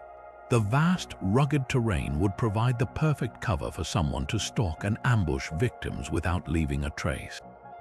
However, this theory fails to account for the complete lack of any physical evidence: no bodies, no weapons, no witnesses, and it certainly doesn't explain the impossible disappearance of James Tedford from a moving bus. This lack of a rational answer has fueled centuries-old legends deeply rooted in the region's Native American lore. The Abenaki people traditionally considered Glastonbury Mountain to be cursed, a place inhabited by angry, pre-human spirits and a cursed wind that could disorient and steal a person's soul. They spoke of a giant, malevolent stone that could swallow people whole, and of a mysterious, Bigfoot-like creature known as the Glastonbury Monster. Others point to mysterious electromagnetic anomalies, similar to those theorized in the Bermuda Triangle, that could cause compasses to spin wildly and induce states of confusion or even teleportation. Some even suggest the area is a hotspot for UFO activity, an interdimensional crossroads where people accidentally step through a portal into another reality. The Bennington Triangle remains a powerful, unsettling mystery because it offers no resolution. It stands as a stark reminder that there are places in our world where the rules of reality seem to fray at the edges, where the ancient, silent woods guard their secrets with an impenetrable and terrifying silence. From the dark legends of the Bennington Woods, we now turn to a disappearance that unfolded not in shadowy wilderness, but under the bright, public gaze of a nation's leadership, a case where the highest office in the land offered no protection from the unknown. On a blistering summer Sunday, December 17, 1967, Australia's Prime Minister Harold Holt decided to go for a swim. This wasn't entirely unusual. The 59-year-old was a known fitness enthusiast and a strong, confident swimmer.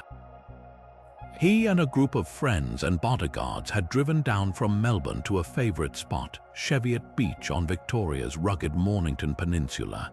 The sea that day, however, was notoriously dangerous, with a strong current and crashing waves, a condition local fishermen knew well and typically avoided. Undeterred, Holt decided to take a dip before a barbecue lunch. He waded into the churning surf, and moments later he was gone. Witnesses watched in horror as a large wave surged over him, and when it receded, the Prime Minister of Australia had vanished without a trace. The immediate and official conclusion was a tragic drowning, a simple accident in a notoriously hazardous stretch of water. A massive land, sea, and air search was launched, one of the largest in Australian history, but it yielded nothing. No body was ever recovered. The sheer impossibility of a national leader simply vanishing into the ocean, coupled with the complete lack of physical evidence, instantly created a vacuum for speculation, conspiracy, and enduring myth. The circumstances surrounding his security detail only deepened the sense of unease. For a modern head of government, Holt's protection was astonishingly lax. He was known to dismiss his bodyguards, and on that day they remained on the beach watching helplessly. They were not trained lifeguards and were not equipped to handle a powerful riptide. This perceived failure became a national scandal and led to a complete overhaul of Australian security protocols for its leaders. In the absence of a body, wilder theories flourished, many playing on the geopolitical tensions of the era. Harold Holt was a staunch ally of the United States and a fervent supporter of the Vietnam War, a stance that made him deeply unpopular with a growing segment of the Australian public. Just the day before his disappearance, he had met with President Lyndon B. Johnson and had committed to significantly increasing Australian troop levels in Vietnam. This timing led to one of the most persistent conspiracy theories, that Holt was assassinated by the CIA. The logic was that he was perhaps having second thoughts about his commitment to the war, or that he possessed some damning knowledge and was eliminated to ensure his silence and maintain the pro-war agenda. While a thrilling notion, there is not a shred of credible evidence to support it, and it largely reflects a general distrust of American foreign policy during a divisive period. Another theory, just as dark but more domestically focused, suggested he was the victim of a spy plot. Holt was rumored to have a complex personal life, including a long-term affair with a woman named Marjorie Gillespie, who was actually part of the group at the beach that day. Some speculated he was being blackmailed by a foreign power, potentially China, and that his death was an execution. Again, this remains firmly in the realm of conjecture and spy thriller fiction without any factual foundation. Perhaps the most bizarre and enduring theory is that Harold Holt did not drown at all, but instead staged his own death.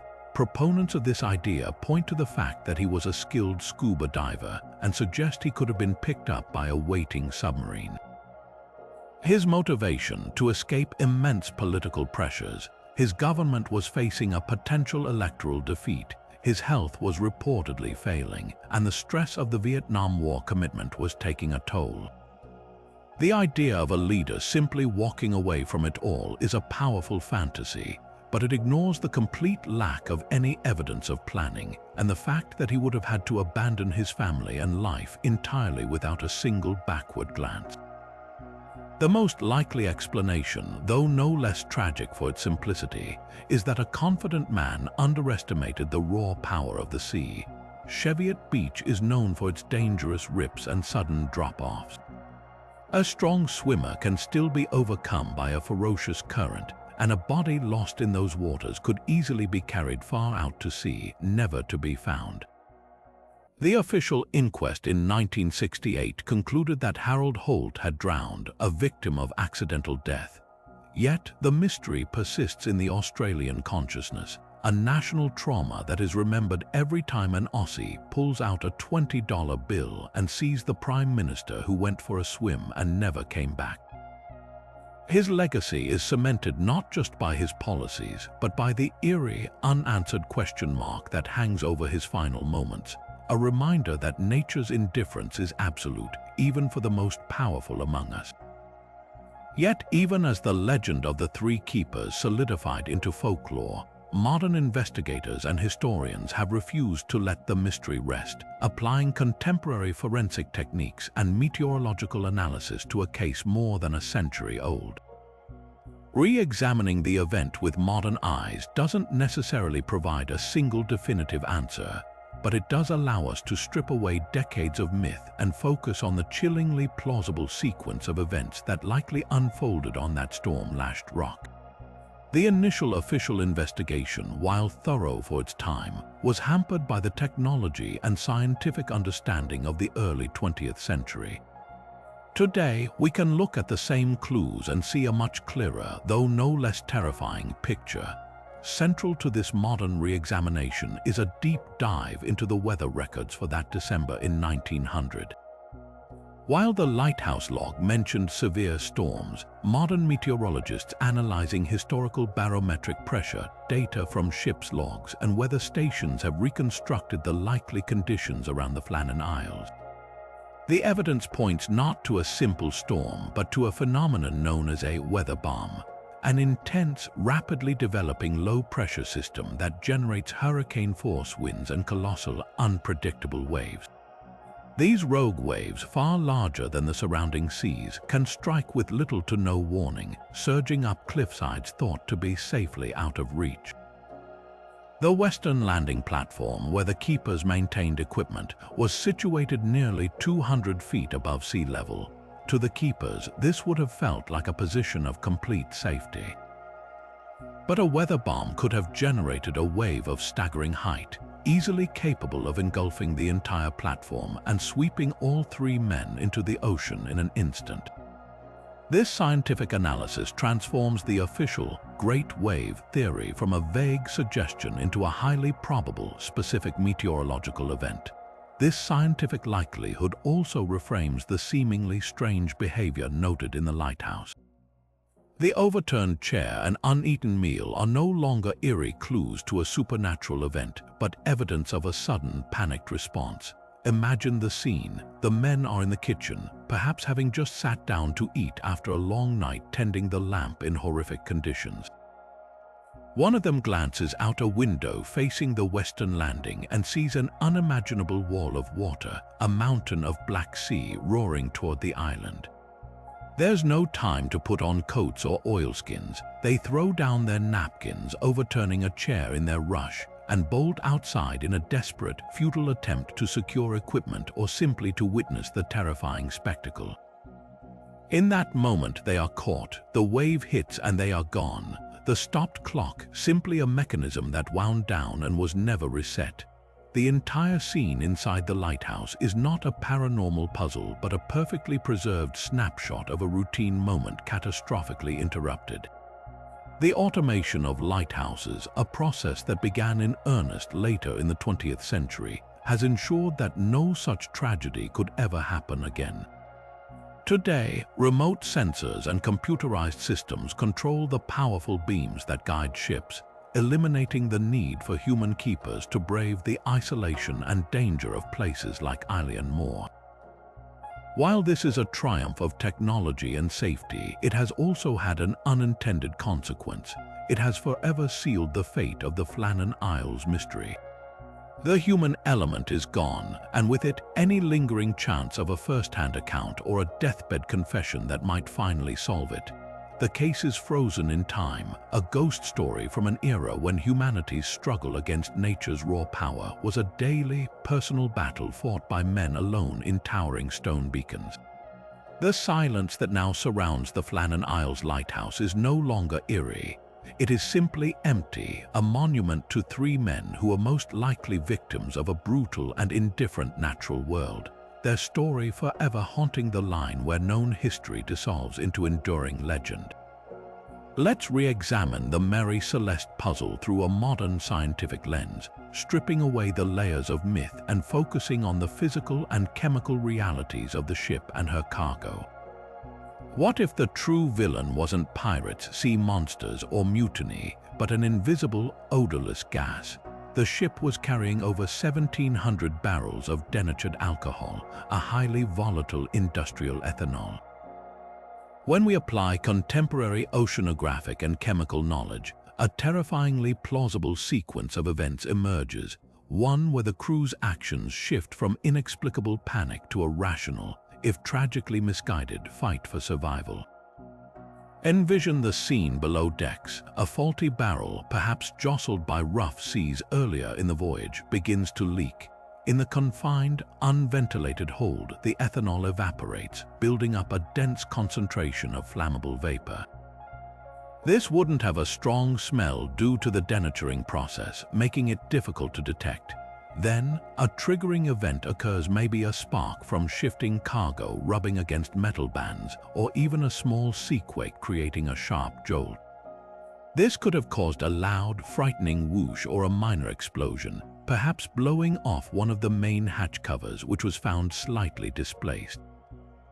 To Captain Briggs, a seasoned and prudent mariner, this would have screamed one imminent catastrophic outcome, a massive ship-obliterating explosion.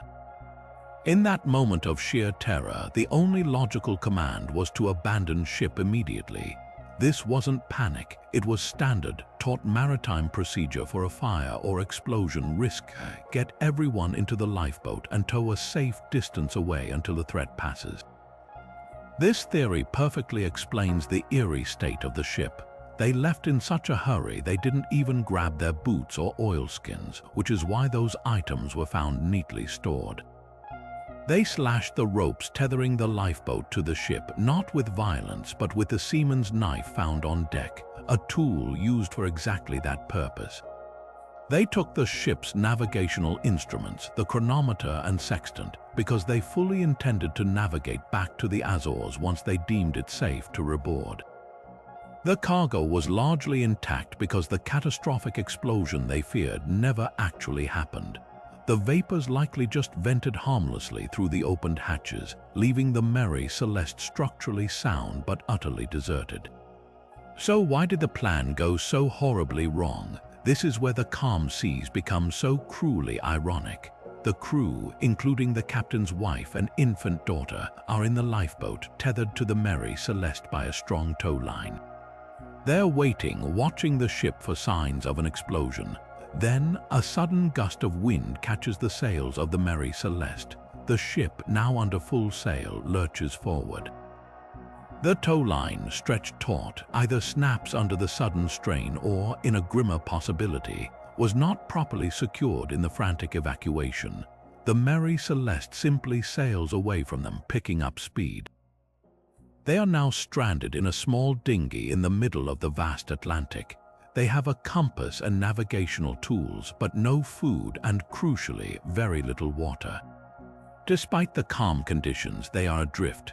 A sudden squall could easily overwhelm a small, overloaded boat, or more slowly, exposure and dehydration would claim them. The lifeboat was found months later, half-swamped and empty off the coast of Spain, a silent testament to their futile struggle. The scientific explanation transforms the Mary Celeste from a supernatural ghost story into a profound human tragedy, a story of competent sailors making a reasoned decision based on a terrifyingly convincing illusion, only to be betrayed by the very wind and sea they sought to escape. For decades, the fate of the Lost Colony was a story told through cryptic carvings and hopeful speculation. But the 21st century has brought a powerful new narrator to the table, the trowel of the archaeologist. Recent excavations have moved the mystery from the realm of folklore into the tangible world of scientific evidence, painting a far more detailed and compelling picture of what likely happened to those 115 men, women, and children. The focus of this modern search has shifted from Roanoke Island itself to the nearby areas where the Croatoan people, ancestors of the modern-day Hatteras Indians, thrive. It is here on Hatteras Island that teams have been meticulously sifting through the soil, and what they are finding is nothing short of revolutionary. At a site known as Cape Creek, archaeologists from the University of Bristol and the Croatoan Archaeological Society have uncovered a trove of artifacts that tell a story of contact, trade, and ultimately integration. They didn't find the ruins of an English fort or a mass grave. Instead, they discovered a seamless blend of European and Native American life. Among the typical pottery shards and stone tools of the Croatoan village, they unearthed a rapier hilt dating to the late 16th century, of a style that would have been carried by an English gentleman. They found pieces of a gunlock mechanism, a delicate writing slate likely used for keeping records or teaching children their letters, and, perhaps most evocatively, a small piece of a slate tablet inscribed with the letter M, a personal item that speaks of literacy and identity. The most telling find, however, was a gold signet ring etched with the image of a lion, a heraldic symbol of an English family. Scientific analysis using X-ray fluorescence confirmed it was made of 24-karat gold and was not a modern reproduction but an authentic Elizabethan-era object. These weren't items lost in trade or dropped by a visiting sailor. They were personal possessions integrated into the daily life of a Native American settlement. This physical evidence strongly suggests that at least some of the Roanoke colonists didn't perish, but instead lived long enough alongside the Croatoan people for their belongings to become part of the local archaeological record. This archaeological narrative is being powerfully supported by cutting-edge genetic science. The idea that the colonists may have been absorbed into the local population has long been a central theory, and now DNA technology is providing a way to test it. Projects like the Lost Colony DNA Project, led by anthropologist Roberta Estes, have been collecting and analyzing genetic samples from potential descendants for years. The goal is to find a specific, rare genetic marker, a signature that can be traced back to the British Isles of the 16th century and that appears in populations with deep roots in North Carolina, particularly among those who identify as Lumbee or other tribes with oral histories of European ancestry. While a definitive, publicized DNA match directly to a specific Roanoke colonist remains elusive, the groundwork is being laid. The process is incredibly complex, involving tracing maternal and paternal lineages through mitochondrial and Y chromosome DNA across hundreds of years and countless generations. But the very existence of these projects underscores a profound shift in the investigation. We are no longer just looking for objects in the ground.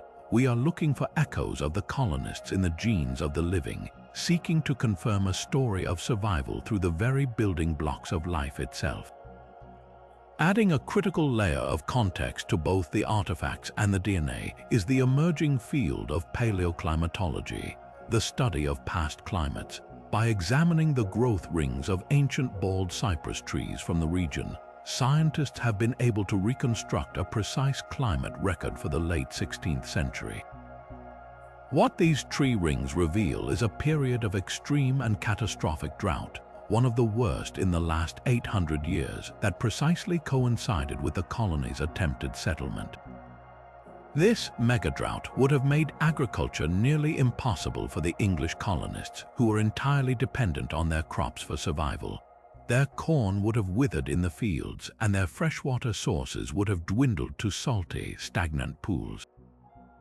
This environmental data transforms the story from a simple mystery into a gripping human drama of desperation and adaptation. Facing starvation and a desperately uncertain future on Roanoke Island, the colonists would have been presented with a stark choice: perish waiting for a supply ship that might never come, or seek help from their only known allies in the New World, the Croatoan people on Hatteras Island. The friendly relations established earlier with Chief Mantio's tribe would have made this the most logical and hopeful course of action. The drought then becomes the silent, driving force behind the entire event. It wasn't necessarily malice or conflict that dissolved the colony. It was a prolonged, punishing act of nature that likely forced them to make the pragmatic decision to dismantle their homes, pack their belongings, and carve their destination as a message before moving in with the one community that knew how to survive in that harsh, changing landscape. The archaeological finds, the genetic quest, and the climate data are no longer separate clues. They are intertwining strands of evidence that together form the most plausible and satisfying explanation for America's oldest cold case. And yet, for decades following Fawcett's disappearance, the academic establishment largely dismissed his core belief as pure fantasy. The prevailing theory, championed by prominent anthropologists, was that the Amazon was a counterfeit paradise, its nutrient-poor soils incapable of supporting the large, sedentary populations necessary for a complex civilization. They believed it had only ever been home to small, nomadic hunter-gatherer tribes. This consensus made Fawcett's quest for a lost city seem not just quixotic but fundamentally ignorant. But what if the arrogant ones were the academics in their lecture halls, and the visionary was the man dying alone in the jungle? The most astonishing twist in the entire Fawcett saga is that modern science has proven he was almost certainly right. The revolution began not with machetes and dugout canoes, but with satellites and lasers. In the early 21st century, archaeologists began employing a powerful new technology called LiDAR, which stands for light detection and ranging. Mounted on aircraft or drones, a LiDAR system fires millions of laser pulses at the ground. By measuring how long each pulse takes to bounce back, it can digitally strip away the dense forest canopy to create an incredibly detailed, three-dimensional map of the ground surface beneath. It is like giving the Earth a CT scan, revealing secrets hidden for centuries. When researchers flew LiDAR over tracts of the Bolivian and Brazilian Amazon, the results were earth-shattering. The maps revealed a stunning, hidden landscape of enormous geometric shapes, perfect circles, squares, and lines etched into the earth on a scale impossible to see from the ground. These were not the stone pyramids Foss it might have imagined, but the remains of a vast, sophisticated network of settlements connected by straight, causeway-like roads. They found evidence of enormous moats, complex irrigation and aquaculture systems, and massive mounds that likely served as ceremonial platforms and foundations for large wooden buildings. The scale was staggering. One such discovery in the Bolivian Amazon suggested a society that supported a population of over 1 million people.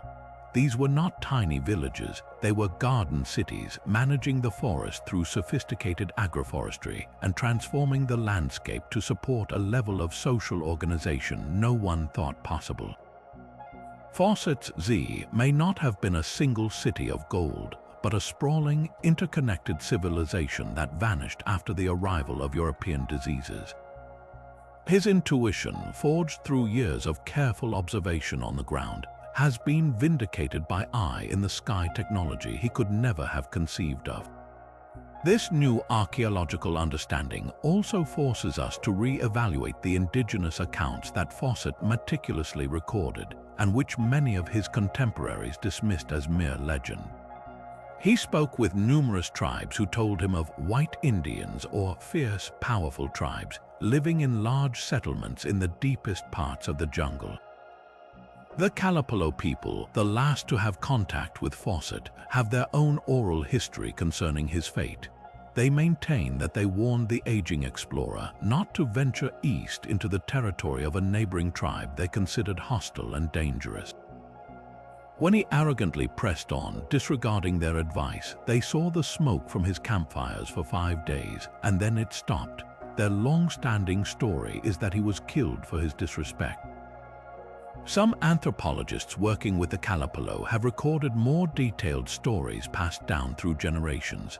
They speak of an elderly white man with a small party who was killed near the Culhuin River. The tribe's elders even identified a specific spot as the grave of the white chief, though subsequent excavations have found no evidence. The consistency of these oral histories, maintained for nearly a century, carries significant weight. They don't describe a supernatural vanishing or a voluntary assimilation. They describe a blunt, tragic end meted out to a foolhardy outsider who failed to heed a vital warning. In this light, Fawcett's fate seems less a mysterious encapsulation and more a preventable cultural collision, a story that has played out countless times when the arrogance of exploration meets the immutable laws of a foreign land. Despite the scientific revelations and the compelling indigenous testimony, the allure of Fawcett's final campfire has not dimmed. Modern adventurers, equipped with GPS and satellite phones, continue to mount expeditions into the same unforgiving territory, hoping to find the conclusive proof that has eluded everyone for 100 years. Their goals have shifted from finding a living city to finding a material relic, a brass plaque, a rusted rifle, or perhaps even a skeleton with a dental plate matching Fawcett's. In 2005, a journalist named David Gran retraced Fawcett's path and reported finding a cave of bones, though subsequent analysis proved the remains were not those of the explorer or his party.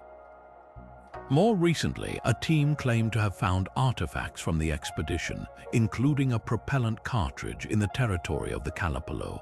This enduring quest is about more than just solving a historical whodunit. It is about the powerful human need for closure and the romanticism of a purer age of exploration. Finding Fawcett's remains would be the final period on the last sentence of the last great story of terrestrial discovery. It would ground a myth in forensic reality, yet the Amazon is a master of decomposition and concealment. A body, a campsite, or a journal would be consumed by the relentless humidity, voracious insects, and rapid vegetative growth within a few short years. The likelihood of finding any definitive physical evidence is vanishingly small. Percy Fawcett may have ultimately been correct about the Amazon's hidden past, but the jungle seems determined to keep the secret of his personal end, ensuring his legend remains forever poised between triumphant validation and tragic, unknowable silence. For decades, the Dyatlov Pass incident was a canvas for our darkest imaginings, a story where yetis, secret weapons, or vengeful spirits seemed as plausible as any earthly explanation. Then, in 2021, a multidisciplinary team of scientists and engineers published a study in the journal Communications, Earth and Environment that aimed to shatter those myths with cold, hard physics. Their conclusion was as startling in its simplicity as the mystery was in its complexity.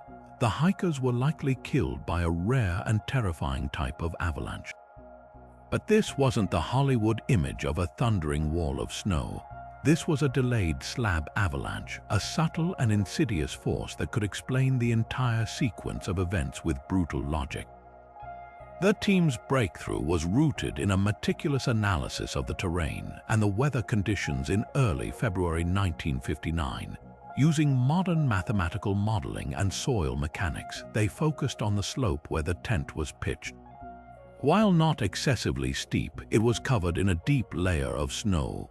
Crucially, the researchers identified that the hikers had likely cut a platform into the slope to create a flat area for their tent, a standard practice that unfortunately undercut the base of the snowpack above them, creating a critical weak point. Then, in the hours after they went to sleep, powerful katabatic winds, dense, cold air draining down the mountain drove additional snow onto this now unstable shelf. The weight accumulated silently until the slab fracture initiated, but not in the way we typically picture. The model suggests it was not a massive, landscape-altering event, but a relatively small, focused slab of hard snow that broke off and slid down onto the tent. This theory provides the missing mechanism for the injuries that have baffled experts for over 60 years. A slab of densely packed, icy snow, even a modestly sized one, can deliver a devastating, blunt force impact like being hit by a wrecking ball or a car. The force would be more than enough to cause the severe internal chest trauma found on Lyudmila Dubinina, Alexander Zolotarev, and Nikolai Thibox-Brignol, crushing their ribs and sternums without leaving external marks on their skin. It could also easily account for the non-fatal skull fracture on Rustam Slobodin if he was struck on the head. The bodies found further away in the ravine were likely those who were only stunned or not hit directly. They awoke to a scene of chaos and terror, and in their concussed and disoriented state, they dragged their more severely injured comrades away from the tent before all ultimately succumbing to hypothermia. This scientific reanalysis also reframes the hikers' most puzzling action, slashing their way out of the tent from the inside. If a slab of snow hit the tent, it wouldn't have just collapsed the shelter, it would have buried and immobilized it, sealing the exits under tons of heavy, compacted snow. The occupants inside would have been trapped in a dark, airless and crushing prison. Panic would be instantaneous and absolute. Their knives were their only tools. Cutting their way out through the canvas, even sacrificing their only shelter, was not an irrational act. It was a desperate life-or-death struggle for air and freedom. They fled immediately into the brutal -25°F night without coats or boots because staying meant certain suffocation, while running offered a sliver of hope, however slim. Yet, even this compelling and scientifically robust theory cannot seamlessly account for every single oddity in the case. It does not directly explain the reports of minor radioactivity on some of the victims' clothing.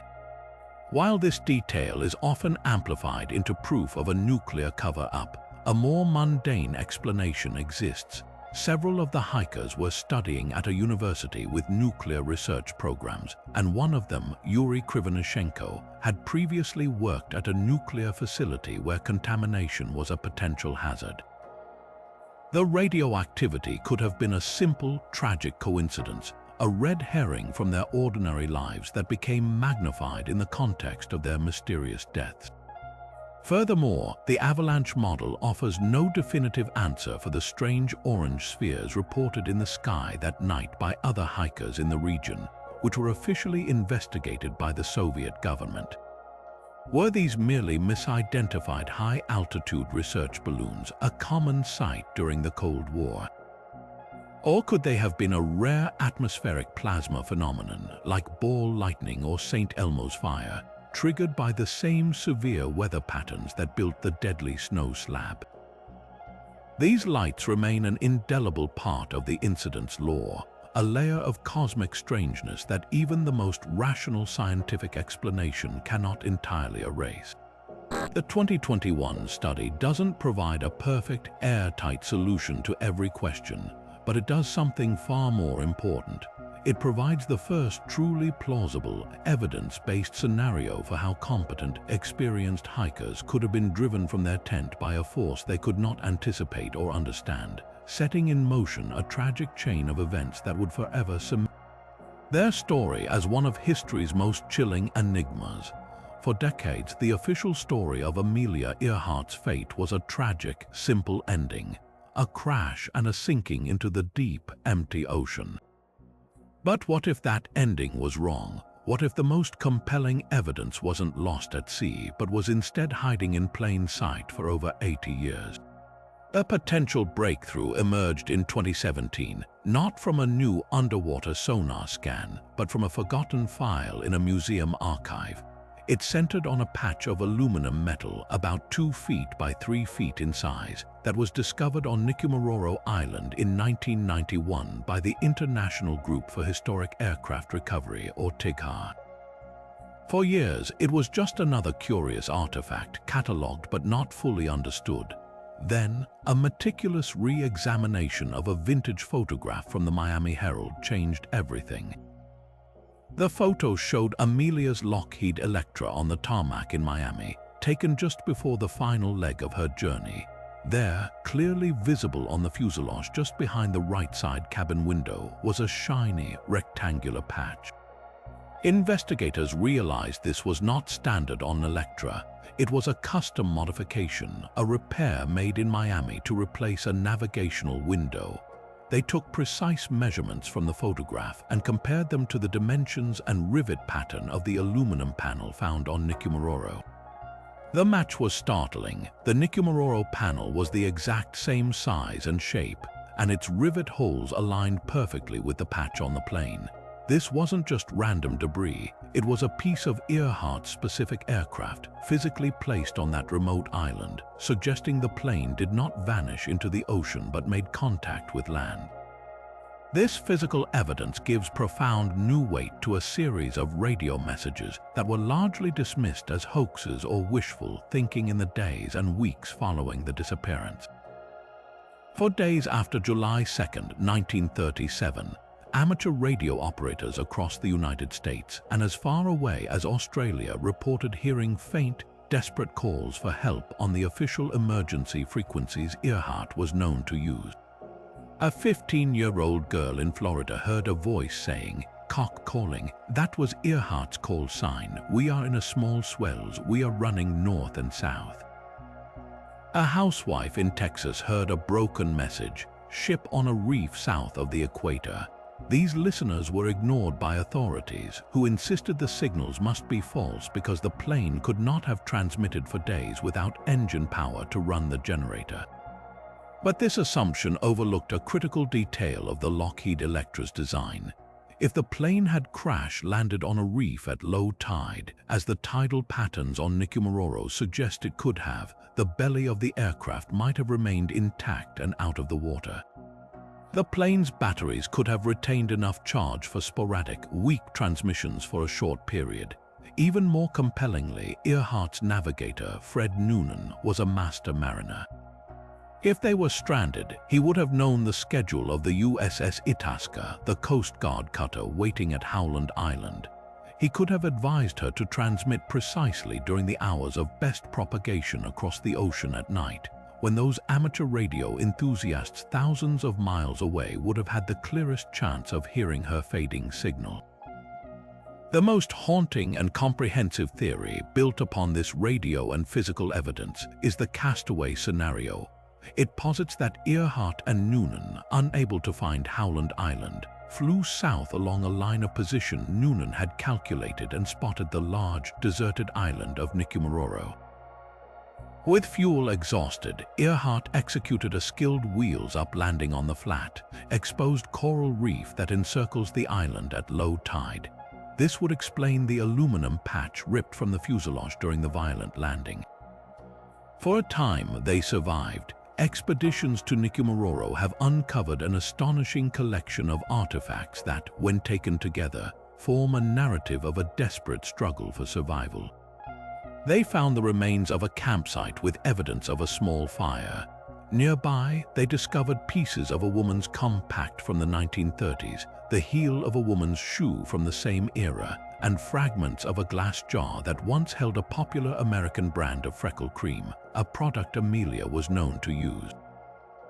Most significantly, in 1940, a British colonial officer found a partial human skeleton on the island. The bones were initially measured and determined to be male and were subsequently lost. However, a modern forensic analysis of those original measurements strongly suggests they were actually from a white female of Northern European descent, approximately the same height as Amelia Earhart. The castaway theory paints a tragically vivid picture: two pioneers, injured but alive, using the plane's radio until the batteries died, scavenging rainwater and shellfish, and ultimately succumbing to injury, thirst, or exposure on that lonely, sun-bleached reef, their fate remaining a secret the island kept for over a decade. This is no longer just a theory of where she died, but a heartbreaking story of how she might have lived her final, courageous days. The official investigation may have reached a dead end, but the public's fascination with Jimmy Hoffa's fate has never dimmed, fueled in part by a slow but steady drip of new information released through Freedom of Information Act or FOIA requests. These declassified FBI files don't provide a neat solution, but they offer a sprawling, chaotic mosaic of tips, theories, and internal deliberations that reveal just how maddening this case has been for investigators. The documents are a rabbit hole of conflicting accounts, from a supposed burial in a New Jersey horse farm to claims he was entombed in the foundations of Detroit's Giants Stadium. One particularly persistent tip came from a man named Richard the Iceman Kuklinski, a notorious contract killer who claimed on multiple occasions that he had been involved in Hoffa's disposal. While his gruesome stories made for sensational media, FBI agents largely considered him an unreliable fabulist seeking notoriety, and his accounts never led to any concrete evidence. The files underscore a central, frustrating truth. For every seemingly credible lead, there were a dozen more that were pure fantasy, malicious hoaxes, or the ramblings of individuals seeking attention, forcing authorities to spend countless hours chasing shadows. This fog of misinformation has been thickened by a series of dramatic deathbed confessions, a trope straight out of a gangster film that has played out in real life multiple times. The most famous of these came from Frank Sheeran, a high-ranking Teamster official and hitman who claimed close ties to both Hoffa and organized crime figures. In a series of interviews and in his biography, I Heard You Paint Houses, which was later adapted into the film The Irishman, Sheeran confessed to being the one who shot and killed Hoffa at a house in Detroit. According to his detailed account, he lured Hoffa to the meeting, drove him to the location, and carried out the execution on the orders of mob bosses who feared Hoffa's comeback bid. Sheeran's story is compellingly specific, but it has been heavily disputed by historians and law enforcement officials who point to inconsistencies in his timeline and a lack of corroborating physical evidence. Other mobsters, like Geraldine Zappone's husband, have also offered deathbed tales, each one adding a new layer to the legend but failing to provide a verifiable location for the body. These confessions, while dramatic, often feel less like a quest for final absolution and more like a final attempt to control a narrative, to cement a legacy within the underworld or to settle old scores from beyond the grave. So why, after nearly 50 years, countless tips and multiple high-profile excavations, has no definitive evidence of Jimmy Hoffa's remains ever been found? The answer lies in the brutal professionalism of the organization that almost certainly ordered his death. The American mafia of the 1970s was a model of efficient criminal enterprise, and the disposal of a body was a perfected science. They had access to a network of corrupt businessmen, union officials, and industrial sites that could make a human body disappear forever. The most plausible theory, supported by several informants, is that Hoffa's remains were destroyed in a manner that left nothing to find. He was likely taken to a mob-connected facility like a fat rendering plant, a crematorium, or a foundry, places where organic material could be reduced to ashes or unidentifiable sludge in a matter of hours. This method is not just speculation, it was a known mob tactic, a guarantee against future discovery. Alternatively, if he was buried, it was in a location so remote or on private property so vast that it would be like looking for a single needle in 1,000 haystacks.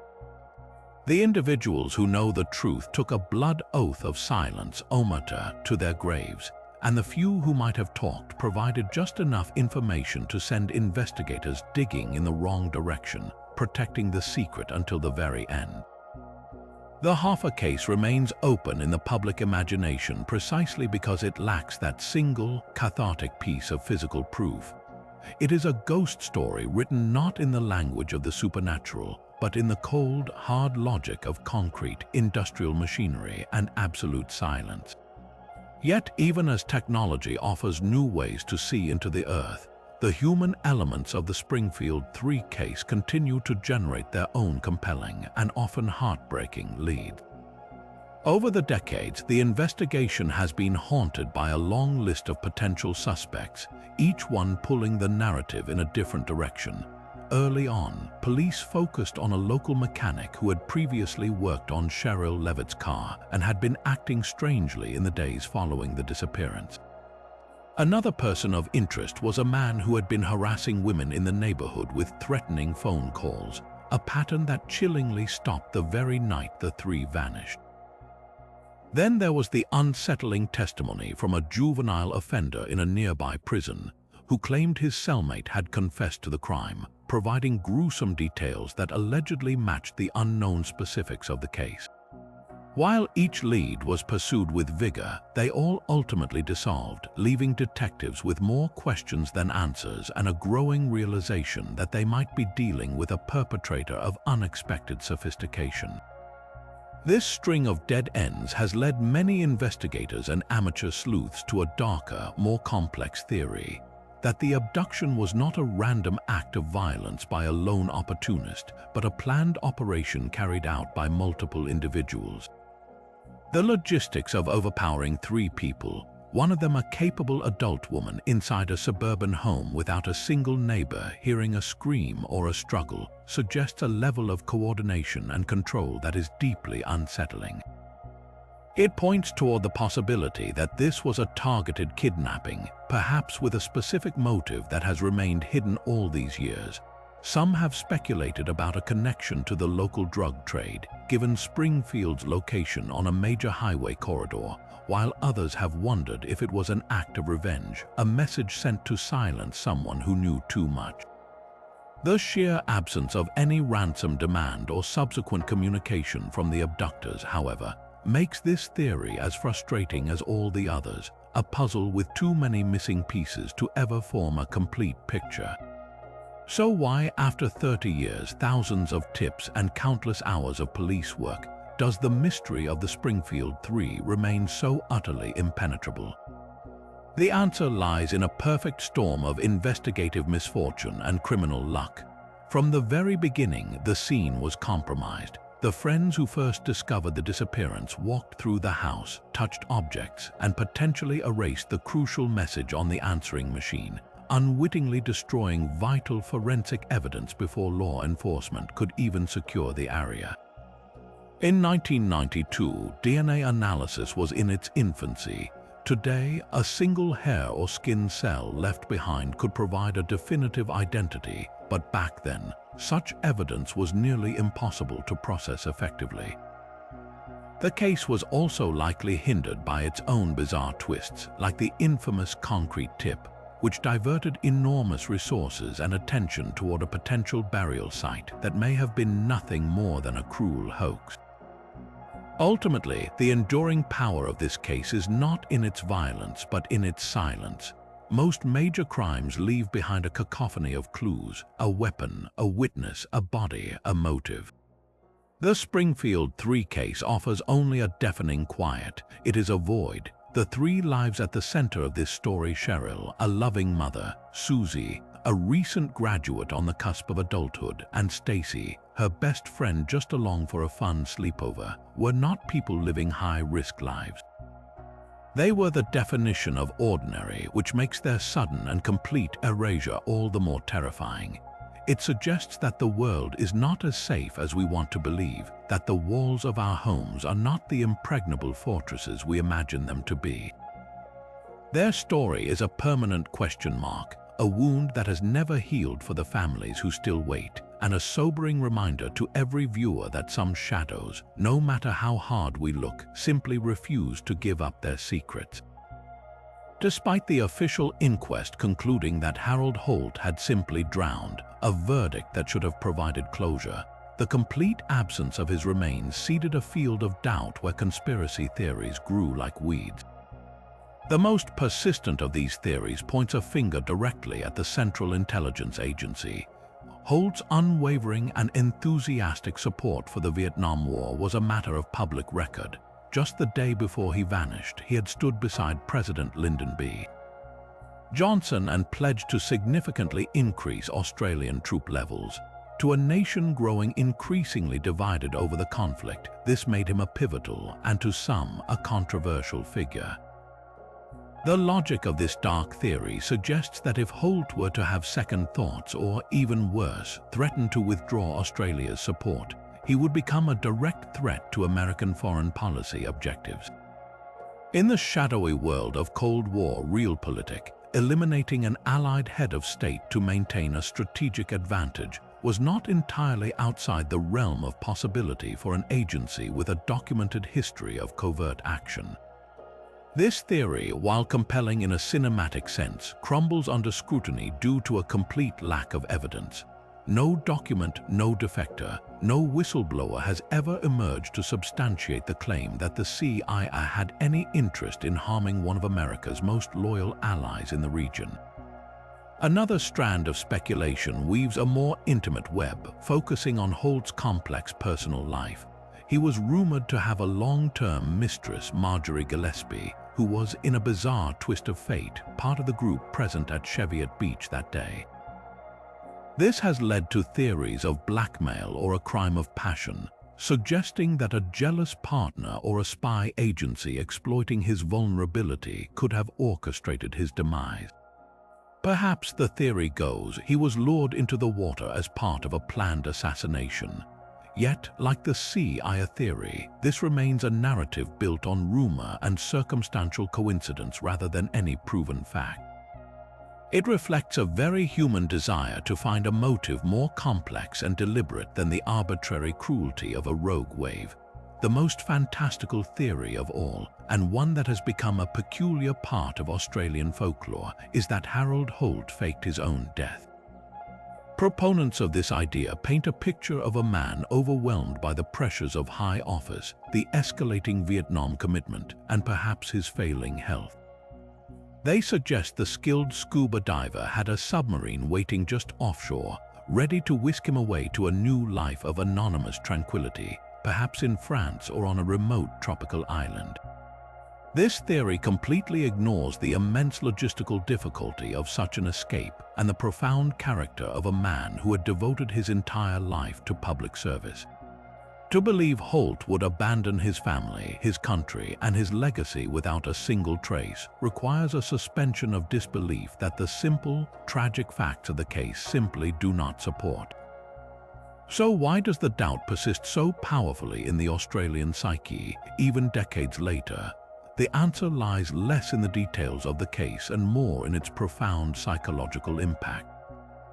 The idea that a prime minister, the most protected and prominent individual in the nation, could be erased in an instant by something as mundane as a swim is deeply unsettling.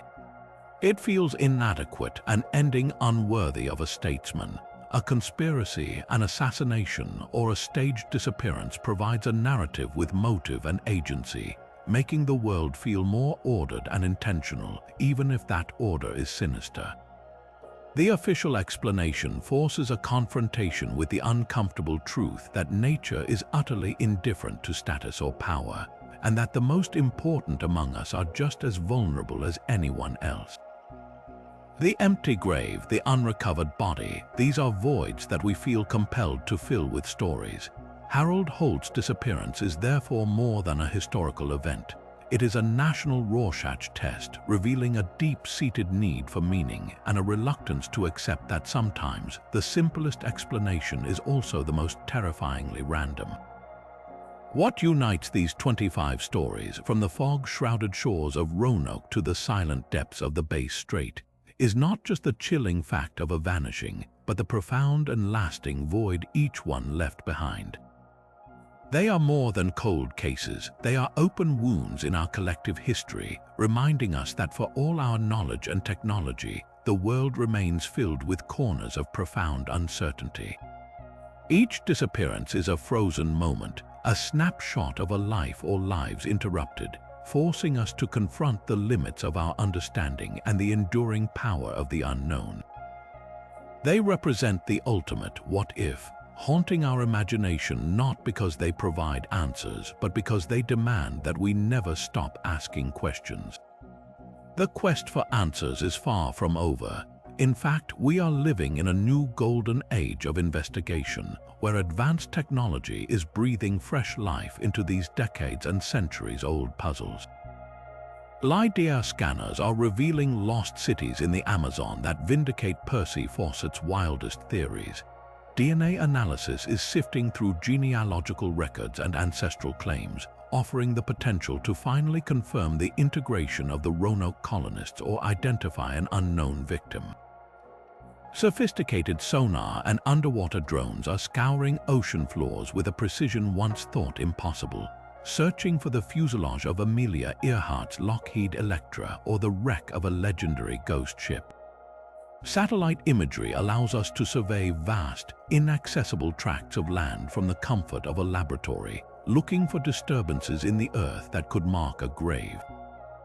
Each technological leap provides a new lens through which to re-examine the evidence, turning folktales into forensic science and giving us, piece by tiny piece, a fighting chance to finally bring these stories to a close. This journey through history's greatest enigmas is ultimately a shared one. It thrives on curiosity, on debate, and on the collective desire to solve the unsolvable.